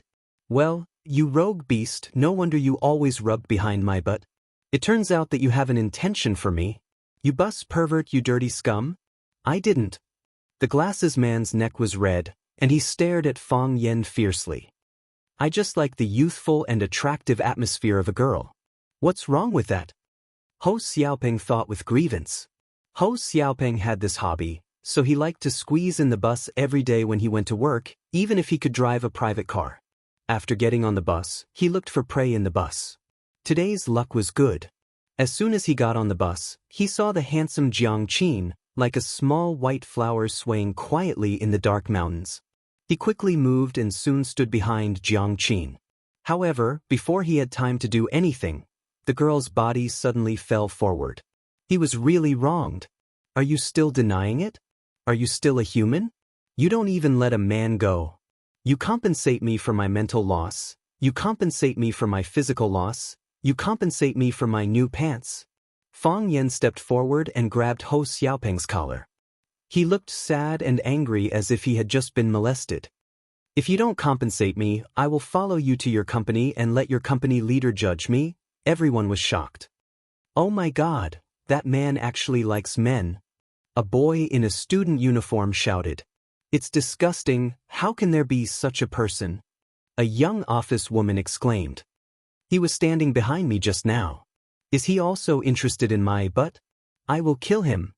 A bald man roared angrily. You let me go, you let me go. Ho Xiaopeng desperately tried to pull Fang Yan's hand away. However, no matter how hard he tried, he couldn't get Fang Yan's hand away from his clothes. You compensate, I'll pay. I'll pay. Ho Xiaopeng shouted. He took out his wallet, took out all the money in it, and stuffed it into Fang Yan's hand. He shouted, I'll pay you. Fang Yan let go, and the bus arrived at the stop. Ho Xiaopeng jumped out of the bus and fled. It could be believed that he would never dare to take the bus again in his life. You dare to bully the butcher's daughter? You're courting death. Fang Yan stroked a handful of bills, feeling very proud. You're so annoying. Jiang Qin blushed. You're annoying. At this moment, Jiang Qin felt that Fang Yan was not as annoying as he thought. In order to prevent others from looking at him strangely, he deliberately switched places with him. In order to seek justice for herself, she didn't hesitate to accuse the bus pervert of molesting a man. She truly lived up to the saying of helping others discuss themselves in private customization. He's still very loyal, huh? I'm saying this for you. Fang Yan said. The bus loudspeaker announced that they had arrived at number 26 middle school. Jiang Qin looked at Fang Yan with her big watery eyes and said, Come back early tonight. What? Tutor me. The girl said with a crisp voice, carrying her school bag quickly got off the bus. Her ponytail swayed lightly, like a cheerful movement. Her slim figure quickly blended into the crowd of students on the roadside, forming a mighty blue army. When Fang Yan walked into the classroom, the bell rang. Class 9 suddenly boiled up. Mr. Fang, you didn't leave? That's great. Mr. Fang, we like you. Mr. Fang, you're not here to say goodbye to us, are you? Looking at the concerned smiling faces below the stage, Fang Yan's heart was getting warmer and warmer. Who said that a mouse spoils a pot of soup? At least, except for the 3 mice, the other students were still very good, and the pot of soup was still delicious. Fang Yan waved his hand, signaling everyone to be quiet. I'm not leaving. Fang Yan said. I just came, how can I leave? Yesterday, Teacher Chen said. A boy said halfway, then quickly shut his mouth, afraid that someone would snitch on him and pass his words to the head teacher, Chin Dahai. If that happened, he wouldn't be able to bear the consequences. Teacher Chin? Fang Yen thought for a moment. It should be Chin Tao's father, Chin Dahai. He was the head teacher of this class. It seemed that he would have to deal with him often in the future. As a smart person, he should try his best to have a good relationship with him. Teacher Chen's son is a hooligan, but it doesn't mean that Teacher Chen is also a hooligan. We should all have confidence in Teacher Chen. Teacher Chen isn't a bad person, it's just that his good isn't obvious. After getting to know him for a long time, you will understand. Fang Yen said with a smile. It's not necessarily the father's responsibility to not teach his son. Teacher Chen is usually busy with work and taking care of you, neglecting his own son's education. So, in the future, I will help him teach his son well. The students could hear the killing intent hidden in Teacher Fang Yan's words. He wanted to help Teacher Chen teach his son well, but how? Fang Yan looked around. He didn't see Jing Guodong, Chin Tao, and Li Yang coming to class. Obviously, they still couldn't accept the fact that they didn't kick him out. However, they would definitely be able to think it through. Even if they couldn't, they could change classes. To be honest, no teacher would be willing to teach this kind of hooligan student, no matter how majestic, noble, and elegant this student thought he was. Students would have a rebellious mentality, more or less. They would do some things that were out of line. Fang Yen was also young, and he was still young, so he could tolerate and accept it. However, for students like Zheng Guodong, Li Yang, and Chin Tao who insulted and beat up teachers and classmates, Fang Yen didn't have a good impression of them at all. He didn't have the slightest bit of tolerance for them.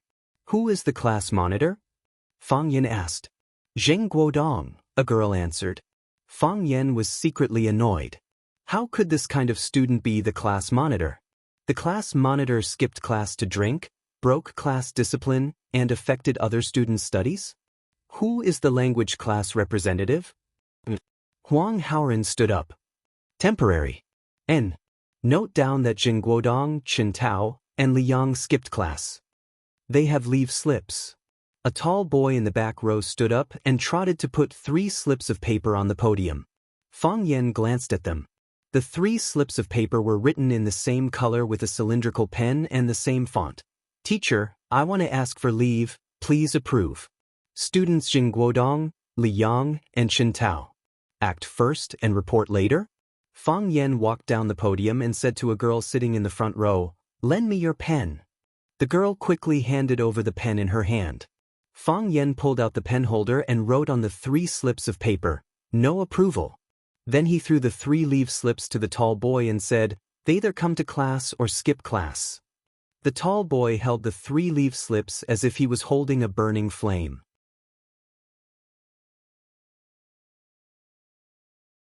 Chapter 20. Fang Yen threw the Year 1 Chinese textbook on the desk and asked, What do you guys want to learn? The students looked at each other. How could he choose this kind of thing? Don't you have to learn whatever your teacher teaches you? Fang Yen understood what they were thinking and said with a smile, How about this? Each of you find an article in the textbook that you like the most. We'll study the one that is mentioned the most today. Teacher, I like Farewell to Cambridge Again. I like Spring in Spring Garden. Jing Ku assassinates Emperor Qin. This is so domineering. Fang Yen signaled for everyone to be quiet and said, Many people like Farewell to Cambridge Again. Let's learn Su Jima's well-known poem today. Since we're going to learn Farewell Cambridge Again, let's go to Cambridge first to get the feeling. Sir, Cambridge is in England. Everyone laughed. Wasn't this teacher a little too nonsensical? Dozens of people came to Cambridge just to study a text. So everyone knows that Cambridge is from Cambridge University. This proves that everyone has a certain understanding of this article. Fang Yen was very satisfied with the students' reaction. Although we don't have Cambridge Bridge, we have Sparrow Bridge. The Sparrow Bridge was a bridge within the campus of Rosefinch Secondary. It was built on the Sparrow River and connected both sides of the river. Every time classes ended or classes ended in the afternoon, Sparrow Bridge would be packed with people. There were also some young couples who liked to be lovey-dovey on the bridge, so many people liked to change the name of the Sparrow Bridge to the Magpie Bridge. The autumn wind was blowing, and the sun was shining warmly. The willow tree drooped, rippling gently. Occasionally, a fish would jump out of the water, drawing a beautiful arc on the surface of the water before quickly falling back into the shallow water again. The lotus flowers had long since withered, and the lotus leaves had also turned yellow and tattered. During school hours, the Sparrow River was serene and quiet, and there was an air of loneliness about it.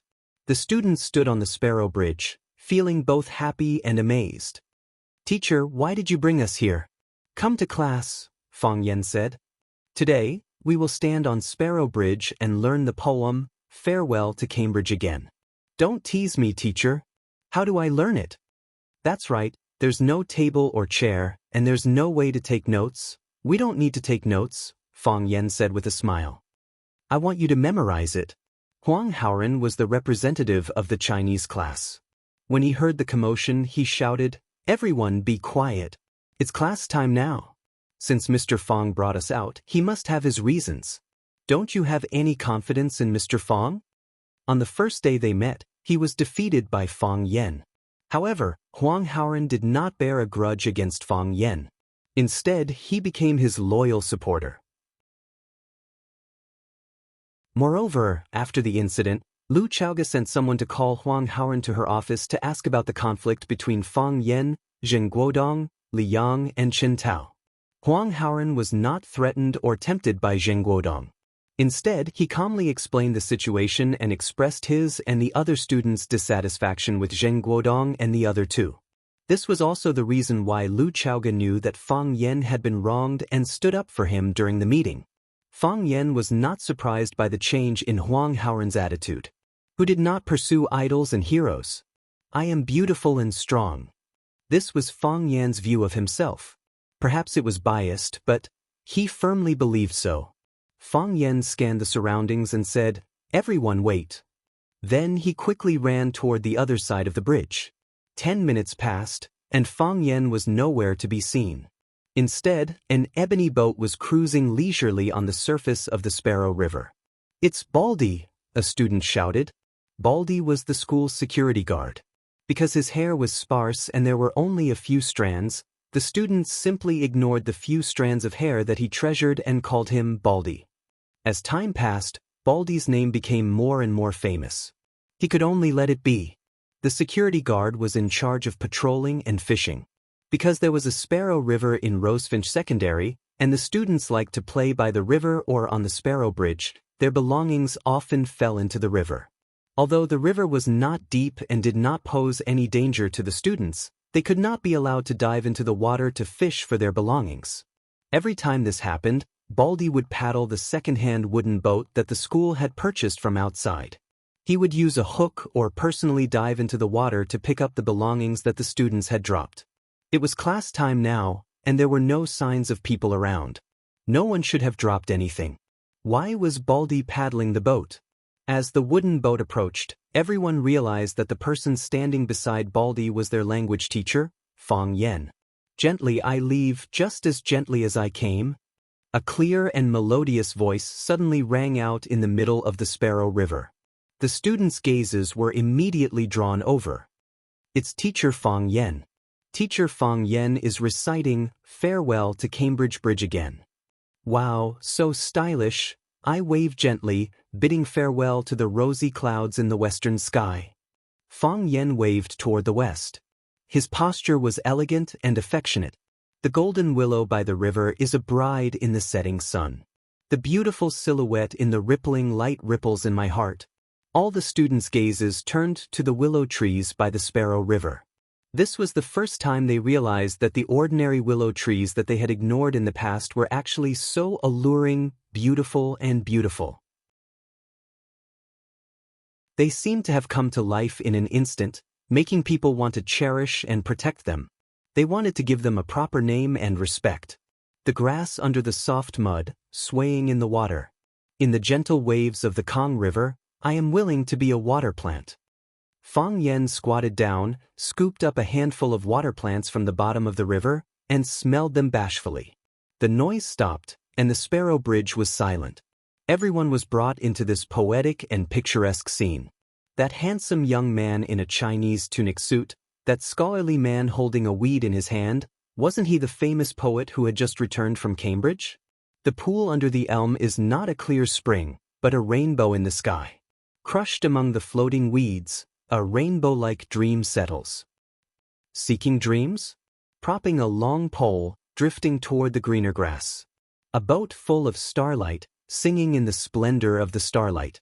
Fang Yan's voice became more sonorous and powerful, full of passion. The students' expressions became more and more serious, and many of them even clenched their fists. But I can't sing. Silence is the song of farewell. Even the summer insects are silent for me. Silence is the Kong Bridge tonight. Fang Yan's voice became low, as if he was leaving his most intimate lover. The students on the bridge were infected by this atmosphere.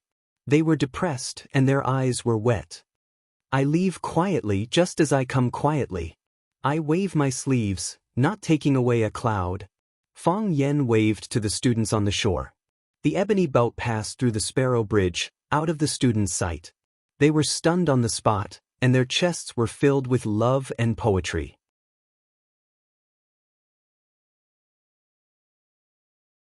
Chapter 21. Mr. Fang, Baldy took the initiative to comfort Fang Yan as he rowed the boat. Young people shouldn't be discouraged easily. Back in the day, I wanted to be a musician too. But you ended up becoming the school's security guard? Fang Yan turned to look at Baldy and asked, "What are you trying to say?" Baldy chuckled and said, "Do your students not like you?" "Impossible." Fang Yan denied his baseless guess. "I'm not bragging, but if Rosefinch Secondary were to select the top 10 most popular teachers of the year, I would definitely be number 1. Then why aren't they applauding?" Baldy asked, puzzled. "Although I'm not cultured, I think the poem you recited just now was quite cultured. That was a recitation." "An emotional recitation," Fang Yan corrected him. "Recitation. I think your recitation was quite emotional, but why didn't they feel anything at all? Look. These little brats didn't applaud for you.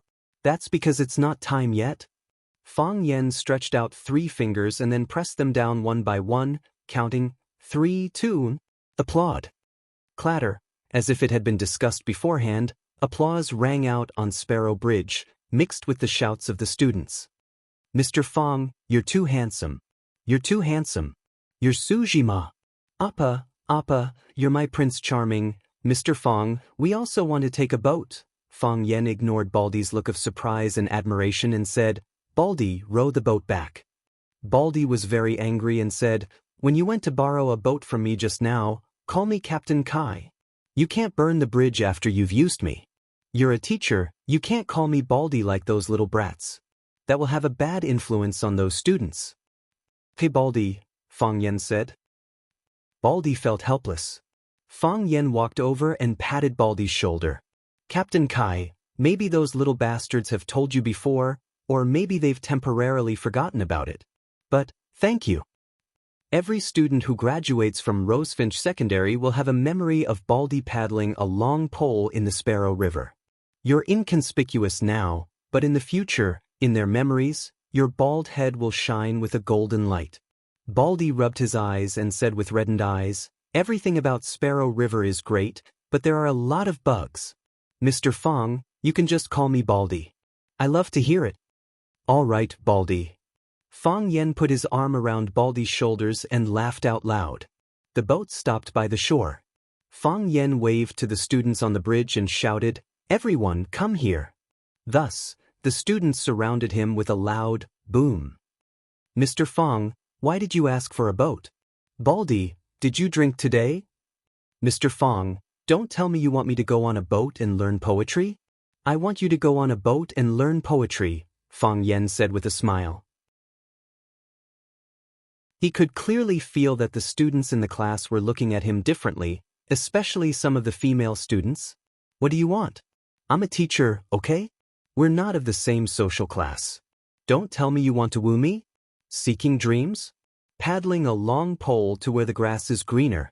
How can you paddle a long pole without a boat? What is a poem? It's only when it's expressed with emotion. Only by sitting on a boat will you be able to understand the romance and deep feelings expressed in this poem." Clap. The students spontaneously applauded. Thus, Such a scene happened on Sparrow River today. The wooden boat moved slowly on Sparrow River.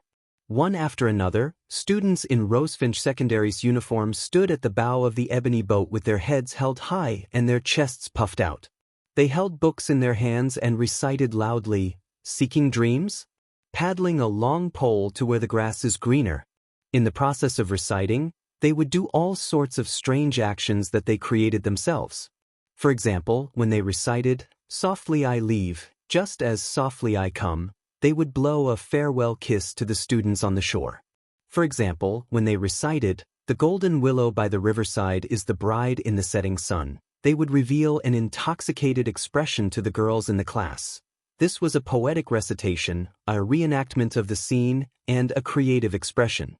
After a student finished reciting, Baldy dutifully sent him to the shore. Then, another student eagerly jumped onto the bow of the boat. The students had already formed a long queue, and they proceeded in an orderly manner according to the order of their student numbers.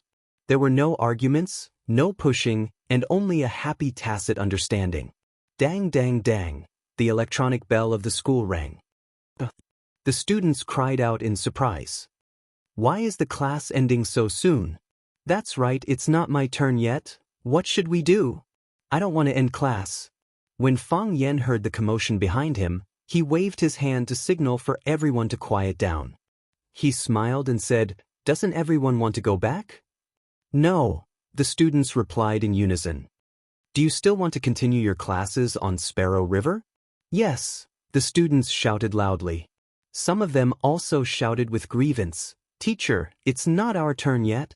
We've waited for so long. Wouldn't it be too unfair for us to go back like this?" Fang Yen nodded to show that he understood everyone's thoughts. He said, "Then let's continue. The next class is still Chinese. Have you forgotten?" Yay! The students cheered, and some of the more active students even jumped in joy. However, the end of class brought some negative effects to Fang Yan's class. There were too many onlookers. The originally quiet and desolate Sparrow River was now crowded with people. Many students in school uniforms rushed over in groups of 2s or 3s. They pointed at the ebony boat on Sparrow River, and they were very curious about this new teaching method. In Rosefinch Secondary, or rather, in the entire world of Huaxia High School, there was no teacher who would use this method to teach students, "Farewell to Cambridge again."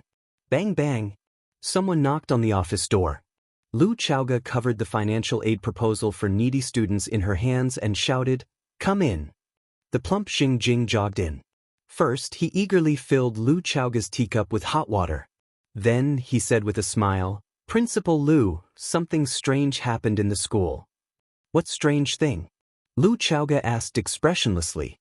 Although she knew that Xing Jing was the lackey and informant that person had arranged to be by her side, she really needed such a lackey and informant in the school. He was the first to report to her many interpersonal relationships and the latest, interesting news that happened in the school. Xing Jing handled this area very well. There were no mediocre people in this world. It was just that you didn't know your place. "That new teacher, Fang Yen," Xing Jing said with a chuckle. "He brought the students of Class 9 to Sparrow Bridge. He got Baldy to row the boat with the students on Sparrow River." Lu Chaoga stood up abruptly. This bastard! What was he trying to do? Didn't he know that Zheng Tiancheng's people were watching him like a hungry tiger? Lu Chaoga felt that she had done something stupid. Why did she keep this person who didn't look like a good person? Was it because he helped her improve the stairway to heaven? Lu Chaoga was in a bad mood. She felt that ever since Fang Yen came, her work had become more challenging. "Why did he do that?" Lu Chaoga asked. Seeing that Lu Chaoga was suppressing her anger, Xing Jing began to add fuel to the fire. He said, "I asked around. He said that he brought the students to learn something called Farewell to Cambridge Again. Is there such a teaching method? Just to learn a poem, he brought the students to risk their lives on Sparrow River. What if something happened to the students? Who would be responsible for it? Teacher Fang Yen is still too young. He doesn't use his brain when doing things. This time, I'm afraid that Headmaster Zheng is going to make a move on him. Headmaster Lu spent so much effort to protect him, but he doesn't know how to cherish it. Are you done? Lu Chaoga stared at Jing and asked. Headmaster Lu, bring me to have a look, Lu Chaoga said. That's too much. Chen Dehai barged into Li Mingqiang's office angrily and said, Headmaster, you can't do that. If anything happens to the students, wouldn't the parents rush in and tear us apart? Li Mingqiang and Chen Dehai had a close relationship, and they both belonged to Zheng Tiancheng's camp. Therefore, his words and actions were more straightforward. Li Mingqiang gestured for Chen Dehai to sit down and said, Old Chen, what happened again? What made you so angry? It's that stupid Chinese teacher. He didn't teach properly during class time and brought the students to Sparrow River to row. Who would be responsible if the students' homework was delayed? Who would be responsible if anything happened to the students? This is Rosefinch Secondary, not a community kindergarten. Li Mingqiang's eyes lit up and he said with a smile, This stupid is really daring. However, doesn't this give us a good reason to chase him out? Chen Dehai squinted his eyes and smiled. He said, This time, let Old Merchant do the firing? Old Merchant is the leader of the first year's Chinese team. It's appropriate for him to do the firing. Li Ziqiang nodded while thinking. If we take down Fang this time, our beautiful principal's face will definitely be ugly, right? Headmaster, take the opportunity to comfort her. Maybe you can get intimate with her, Chen Dehai said in a flattering manner.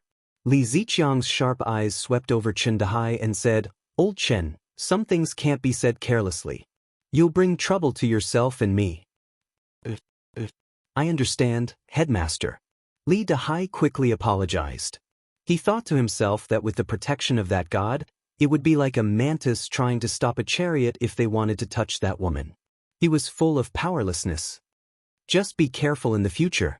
We're brothers. There's no need to apologize. Li Ziqiang waved his hand.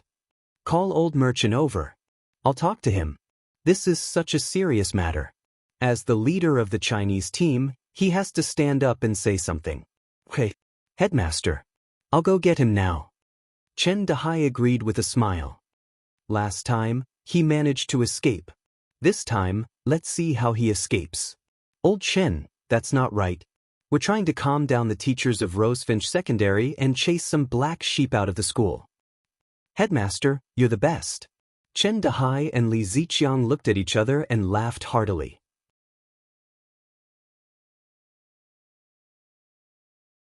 Chapter 22. Innovation meant being different from others. Therefore, in everyone's eyes, you were a freak. Fang Yan didn't think of himself as a freak, he was just he thought about it seriously, then softly said to himself, a dreamer. When he first read Farewell to Cambridge Again by Su Jima, he had such a fantasy. In the evening, on a clear river where fish and seaweed could be seen swimming at the bottom, he would hold a long pole and leisurely travel between the green mountains and the blue water, looking for the romantic passion and the mood of parting that the poet wrote this poem. Or perhaps he would enjoy this special leisurely and contented mood. He hadn't had the chance to experience this before. Now, he wanted his students to have no regrets. Some students didn't even have such a fantasy. But as a teacher, he not only had to impart knowledge, but he also had to understand how to open the mind. Wasn't that what teachers were supposed to do? Students were very sensitive to new things. This could be seen from the increasing number of students gathering on both sides of Sparrow River. Hey, how romantic. You must have a deeper understanding of the poem this way, right? Exactly. Why didn't our language teacher think of such a good idea? Grandstanding. This is the new language teacher from class 9 trying to attract attention. As Lu Chaoga watched the students recite their poems at Sparrow River, she listened to the discussions of the students around her. This confirmed her suspicions and worries. She said to Zheng Jing, who was following closely behind, Zheng Jing, go and do 2 things. Principal Lu, what are they? Zheng Jing looked like he was about to make a move.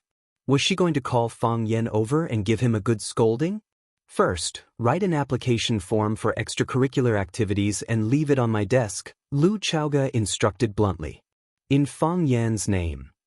Second, inform Jia Siding, the head of the first-year language team, and ask him to gather all the teachers at Sparrow River. Zheng Jing felt that his ears must have been damaged. Principal Lu, isn't this too risky?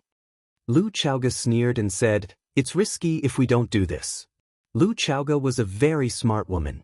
Although she hadn't been back in China for a long time, she still had some experience in the operation of the school and the political struggle in the office. Fang Yan's intention was naturally for the sake of the students, but he had pushed himself into danger by doing so. First, he didn't report to the school. If he didn't report to the school, he wouldn't get a risk assessment from the school. If something were to happen, who would be responsible? The people on Zheng Tiancheng's side were likely to use this as a target to find trouble with him. Now, what she needed to do was to help him fill in the application form. Although this application should have been submitted to the Chinese Literature Department, he was new and didn't know the rules. This excuse was still plausible.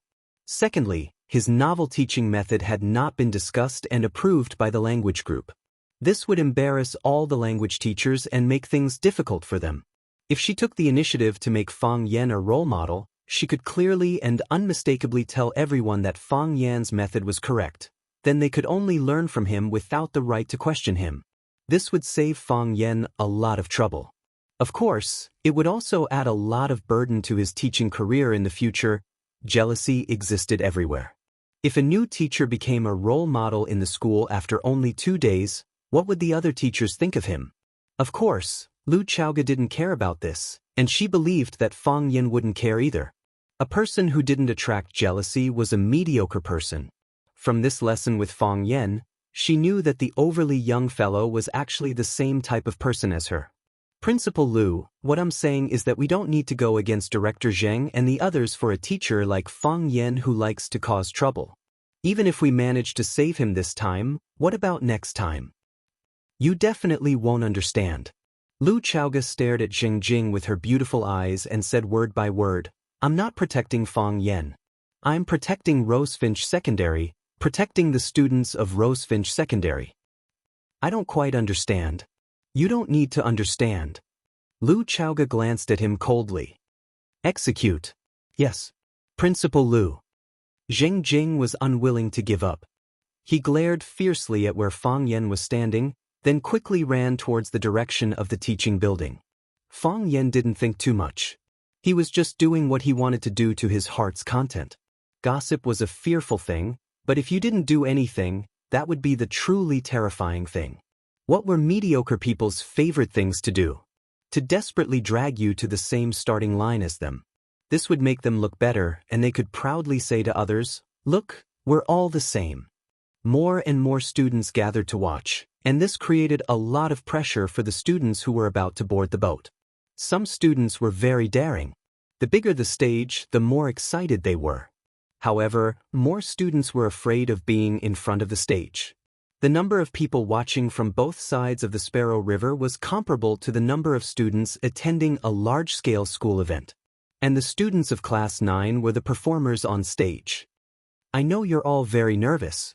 Fang Yan looked at the remaining students who hadn't boarded the boat and said loudly, to be honest, I'm just as nervous as you are. Originally, I only needed to teach 40 students from Class 9, but now I have to teach all the teachers and students in the school. Everyone laughed, but it was a little forced. Actually, there are many ways to solve this. We can wait until the bell rings before continuing. I can also say that we're done now and bring you back to the classroom, but I don't want to do that. Why should I do that? Because there are too many students, I'll become timid? Because there are people watching, I'll choose to give up? I'm not the kind of brave soldier who can go on the battlefield and kill enemies, but I'm definitely not a coward who will run away when there are slightly more people. If we give up today, will we still choose to give up the next time we encounter a situation like this, or an even bigger one? Sometimes, giving up once is equivalent to giving up on your own life. You're all still young, and you have countless opportunities to give up. I'm also as young as you, and I also have countless opportunities to choose again. However, when we leave Rosefinch, enter university, and enter society, we'll become sophisticated, and we'll become old and tired. At that time, we'll definitely regret giving up today. Fang Yan raised his voice and asked loudly, Now tell me, will you choose to fight like a brave soldier, or will you choose to be a deserter and a coward? I'll go, a tall male student shouted loudly. His name was Zhao Lei, and he was the student who gave Zheng Guodong, Chen Tao, and Li Yang the leave slip before class. Fang Yen had a deep impression of him. His face was flushed, and he was stirred up by Fang Yan's words. He wanted to immediately go to the battlefield and be a soldier who fought fiercely. I'll go. I'll go. I'm not afraid of many people. Why do you have to go? Before, it was arranged according to the student number, and now it's my turn. A girl wearing glasses shouted angrily. Fang Yen chuckled at the side. These students had made the right choice. Of course, it was under his wise leadership. Lu Chaoga looked at this scene from afar, and her heart felt infinite joy and gratification. Maybe it's not bad to break through this guy. Lu Chaoga murmured. Zheng Guodong, Li Yang, and Chen Tao also came. In order to gain sympathy, Zheng Guodong's eyes were still covered with gauze, and Li Yang and Chen Tao's faces were also covered with red medicine. The medicine was distributed very unevenly. It seemed that the nurse who did it was very amateur. After the three arrived, they didn't greet Fang Yen. They just stood far behind the crowd and looked at Fang Yen with eyes full of malice. They originally wanted to spend another 2 days in the ward and sent a message to Zhao Lei to help them ask for a day off.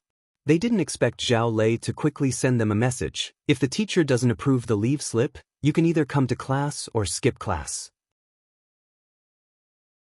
They also thought of fighting with Fang Yen to the end, but Chen Tao's words woke them up. If we don't go, won't that bastard have an excuse to drive us away? Therefore, they immediately packed up and jogged to school. When they arrived at the classroom, they found it empty. After asking the students in the next class, they found out that the teacher had brought all the students to Sparrow River for class. Although they didn't understand why they were having class here, they could only jog over to join the group. They ignored Fang Yen, and Fang Yen also didn't take the initiative to talk to them. He only whispered to Huang Haoren, who was standing beside him, that Zheng Guodong, Li Yang, and Chen Tao were absent for a period without reason. I'll write it down, Huang Haoren said cooperatively. The class continued, and the recitation continued. The students who boarded the boat later didn't get stage fright because there were too many onlookers. Instead, they used all their strength and put in more effort. The recitation became more and more emotional, and the performance became more and more exquisite. The tall boy called Zhao Lei performed so well that even Fang Yen praised him, and was the first to stand up and applaud him. When the bell rang, most of the onlookers on the riverbank dispersed, but there was still a group of spectators who stayed on the riverbank. Lu Chaoga, Li Mingqiang, Chen Dehai, and a large group of familiar and unfamiliar Rosefinch secondary teachers stood guard at the side. Fang Yen couldn't help but smile bitterly. He knew things would get out of hand. The last to board the boat was a girl. Fang Yen patted her shoulder and said with a smile, "I'll give everyone a perfect ending." The girl pushed up her little red glasses and said, "Mr. Fang, I'll definitely work hard and won't let you down. It's up to you." The girl boarded the boat, and Baldy rowed it toward the center of the river. Softly I leave, softly I come. Softly I wave my hand. Plop. The girl was so focused on reciting that she didn't notice that the boat under her feet slipped. She didn't tell everyone in advance and fell into the Sparrow River. Mr. Fang, a student fell into the water. Baldy shouted toward the riverbank. Save them. Fang Yen shouted anxiously. He jumped into the river with a plop and rowed toward the center of the Sparrow River with all his might.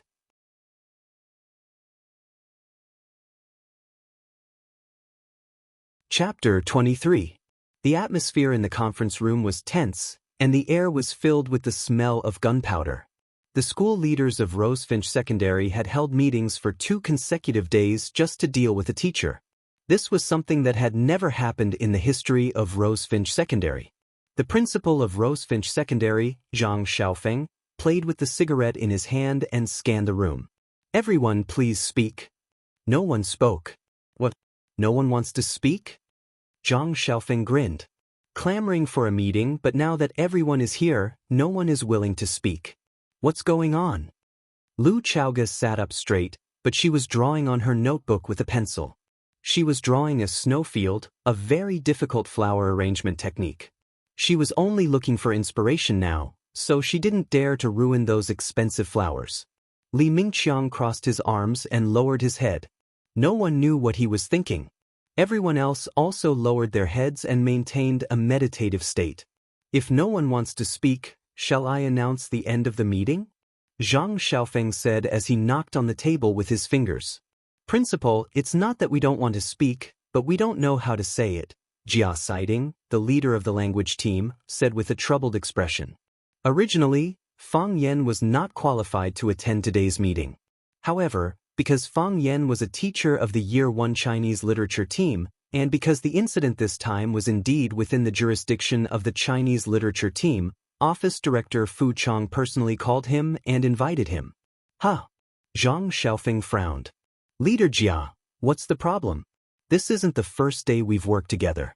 We're firm teammates, so what can't we just say? Principal, originally, the teacher would definitely be held accountable for this incident.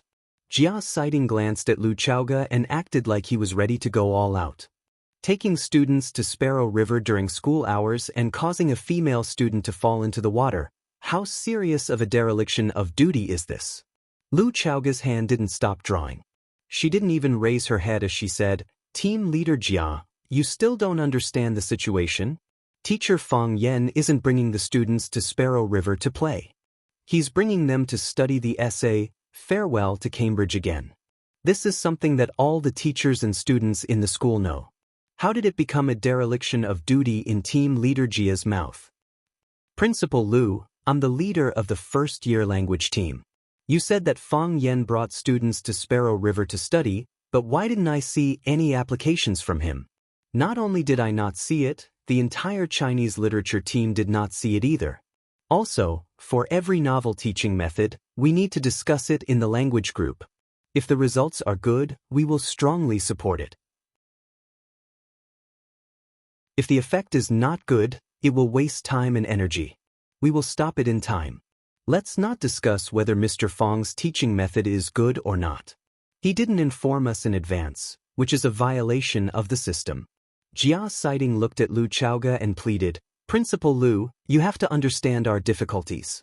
If all the teachers in the Chinese literature team did what Fang Yan did and deviated from the lesson plan to mess around, wouldn't our work be a mess? If that happened, we would delay the students' precious time and affect their grades. I can't afford to take responsibility for that. Crack, she used too much force, and the pencil in Lu Chaoge's hand snapped. Lu Chaoge closed the notebook in her hand and stared at Jia Siding with a sharp gaze. She said, Who said that Fang Yan didn't write an application report? His report is lying on my desk right now. I've already asked Dean Zheng to retrieve it. You'll see it very soon. Who knows if you found someone to write it for him at the last minute? Li Mingqiang laughed coldly. Besides, the activity report should be sent to the Chinese literature team, not to you, the vice principal in charge of human resources, right? Dean Li, shouldn't we have full trust in our teachers? Lu Chaoge asked confidently. Because I was the one who recruited teacher Fang Yan, he's more familiar with me. He's not very familiar with some of the school's rules and regulations, so he wrote the application and sent it to me. Teacher Fang Yan did make a mistake, but it was only a mistake that violated the procedures. I will criticize and educate him on this and ask him to write a self-reflection. This was the strategy that Lu Chaoge had prepared beforehand. She couldn't fire a new teacher just because he wasn't familiar with the procedures, right? She didn't give him any time to catch his breath. She immediately took the initiative and aimed at Jia Siding. Team Leader Jia, you said that every novel teaching method needs to be discussed at a meeting of the Chinese literature team. Then I'd like to ask you a question. From last year to this year, how many novel teaching methods have the Chinese literature team discussed and approved? This. Not a single one. Lu Chaoge threw out the answer directly. You mean to say that the current teaching method is the best, and there's no need to make any changes? It's been passed down for so many years, so of course it has its advantages, Jia Siding argued. Of course, there will be some flaws and inadequacies, but our teachers have rich work experience, so they'll self-correct in the process of teaching. Then you sure have it easy as the leader of the Chinese literature team. Lu Chaoga sneered. I have to thank the school leaders for their trust and the support of my colleagues. Some colleagues who don't support or cooperate make me feel very sorry. Jia Siding was a Chinese literature teacher, so he was very eloquent. Even when Lu Chaoga argued with him, she couldn't gain the upper hand. Team leader Jia, society is advancing, and the demand for talents is constantly changing. Our Rosefinch secondary students have to adapt to the trend, and even guide it, not teach them to be bookworms who only know how to read books. Vice Principal Lu, you might be too pessimistic about our school's students. Li Mingqiang laughed and said, our Rosefinch secondary students can enter a very good university after graduation. The students who have graduated from university and started working have also achieved very good results in society. Principal Xiaofeng, I'm right, right? Last time, I even suggested to you that when Rosefinch Secondary's 50th anniversary, we must invite more outstanding graduates to participate in the school's activities. Zhang Xiaofeng nodded and said, that's true. But Vice Principal Lu has just returned to China, so you don't have a clear understanding of our school's situation and the employment situation of our students. This is understandable. After all, everyone needs to adapt. Li Mingqiang looked at Lu Chaoga and said, Vice Principal Lu, we all know that teacher Fang Yan was recruited by you, and that you have high expectations and feelings for him. However, the school has its rules and regulations, and teacher Fang Yan did break the rules and regulations. It would be fine if nothing happened, but now a student has fallen into the water because of his negligence. The school's parents will come soon. If we can't give them an explanation, I'm afraid it will be difficult for them to accept it, right? Someone has to stand up and take responsibility. Young people are too radical. Students can't be sloppy in their work. Zhang Xiaofeng tapped the table with his fingers and asked, what's everyone's opinion on how to deal with it? Expel Fang Yan. He hasn't passed the school's 3-month probation period. It can't be considered as expulsion, but he didn't pass the probation. Agree to expel Fang Yan. If he doesn't do anything, everything is good. Lu Chaoga said loudly. Teacher Fang Yan is dedicated to the students. Although there are some small flaws, we can't treat this kind of passionate and idealistic teacher. Principal Lu, you can't say that. Is the student falling into the water a small flaw? Li Mingqiang retorted. Everyone knows that the Sparrow River is very shallow. Even if someone falls into the water, there won't be any danger. What if his head accidentally hits a rock when he falls into the water? You're making wild guesses. Isn't that also wild guesses? Of course, it's good that the student is fine. If something happens to the student, it will be too late for us to regret it. Therefore, we must deal with this kind of teacher who has no discipline and organization.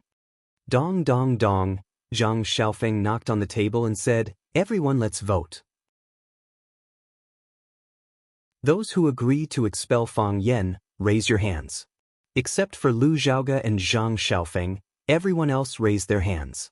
Zhang Xiaofeng nodded and said, the results are out.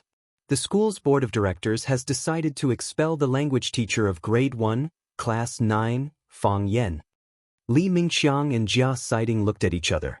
Their faces didn't change, but they were very satisfied with the result. This time, not only did they get rid of the annoying Fang Yan, but they also trampled on Lu Chaoga's prestige. Don't think that you can suppress us just because you came back from abroad. What you learned in the United States is unorthodox. Our teaching methods are traditional and authentic. In fact, through Fang Yan's incident, it wasn't just a matter of whether Fang Yan would stay or not, but a fierce conflict between the school's conservative and reformist factions. The conservative faction had a lot of people and power, and they also had Director Zheng Tianqing's support. Their attacks were fierce. Lu Chaoga was alone and weak. It seemed that it would be difficult for her to have the right to speak. Zhang Xiaofeng looked at Lu Chaoga and said, Teacher Lu, why don't you talk to Fang Yan? Explain it to him and don't let the young man leave with his emotions. In any case, he and our Rosefinch are fated. Principal, I'm afraid I'm not competent. Lu Chaoga coldly said. Zhang Xiaofeng's eyes turned cold. He thoughtfully looked at Lu Chaoga and said, Principal Lu, you're in charge of the school's personnel. Why are you not competent? This matter was originally within your scope of work. Because before Fang Yen was expelled, I might have resigned. Lu Chaoge said. If he leaves, I'll leave too. Everyone was shocked.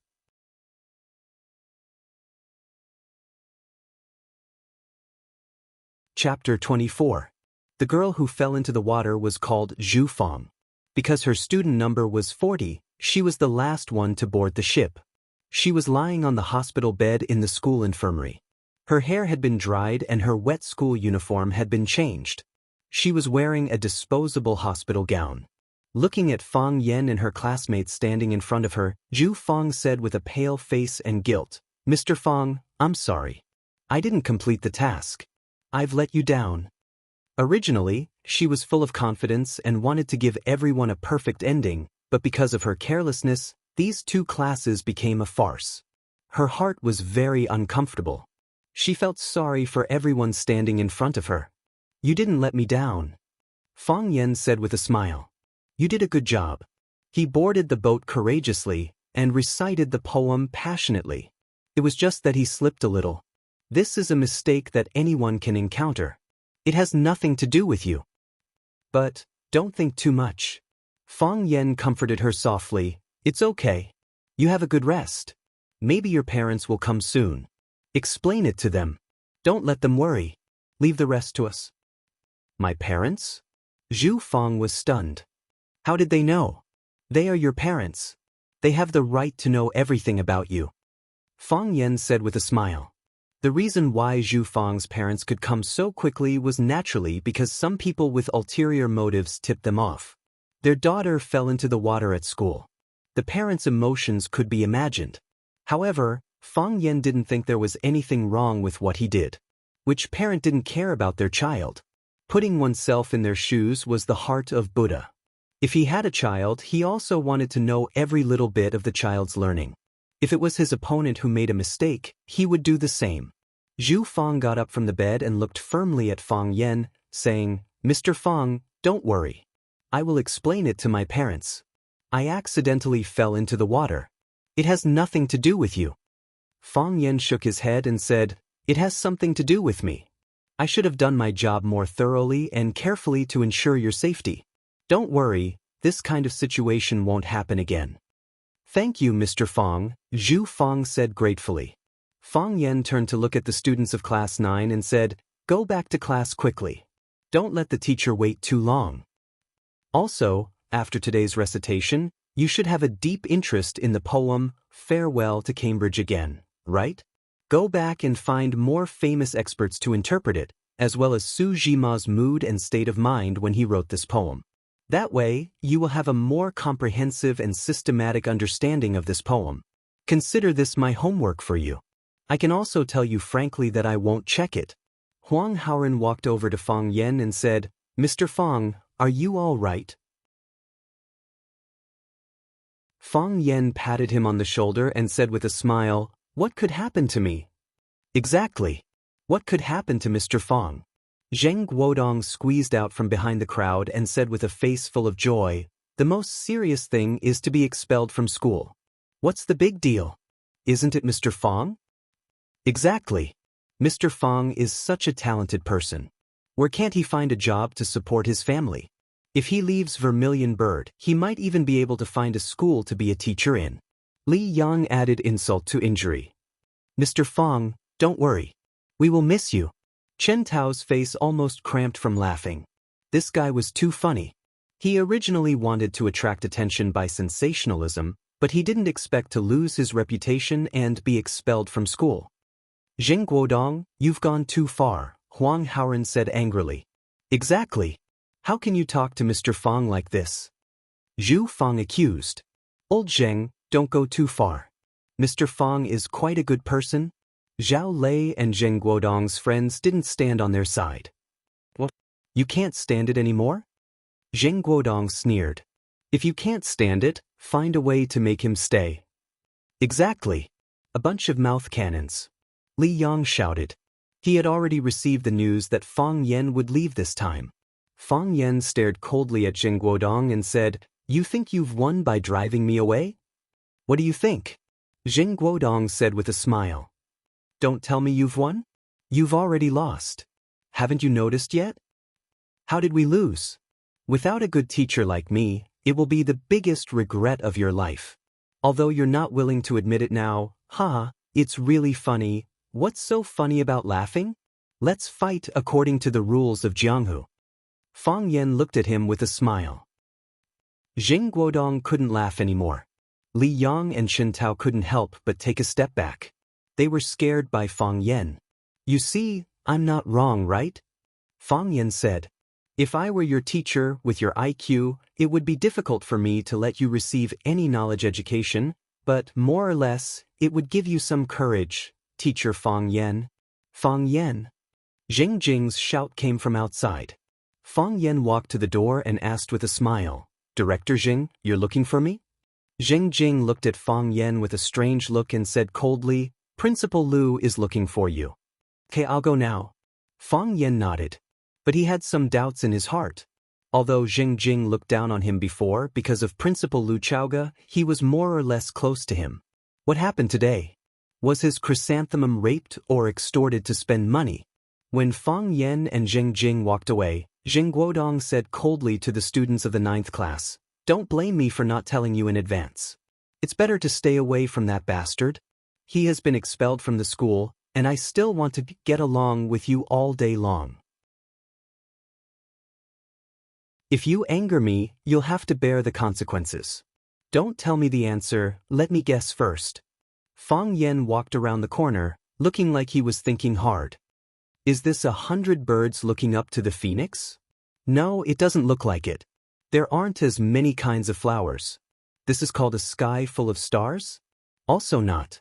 Although there are stars in the sky, the number is not enough to describe it as a sky full of stars. Yes, I remember. This is a pig dish. All kinds of seasonings are added in, and the taste is very delicious. Is it a pig dish? Lu Xiaoga even had the thought of dying. You pig idiot, no wonder everyone wants to kick you out of the school. Why didn't I raise my hand when voting just now?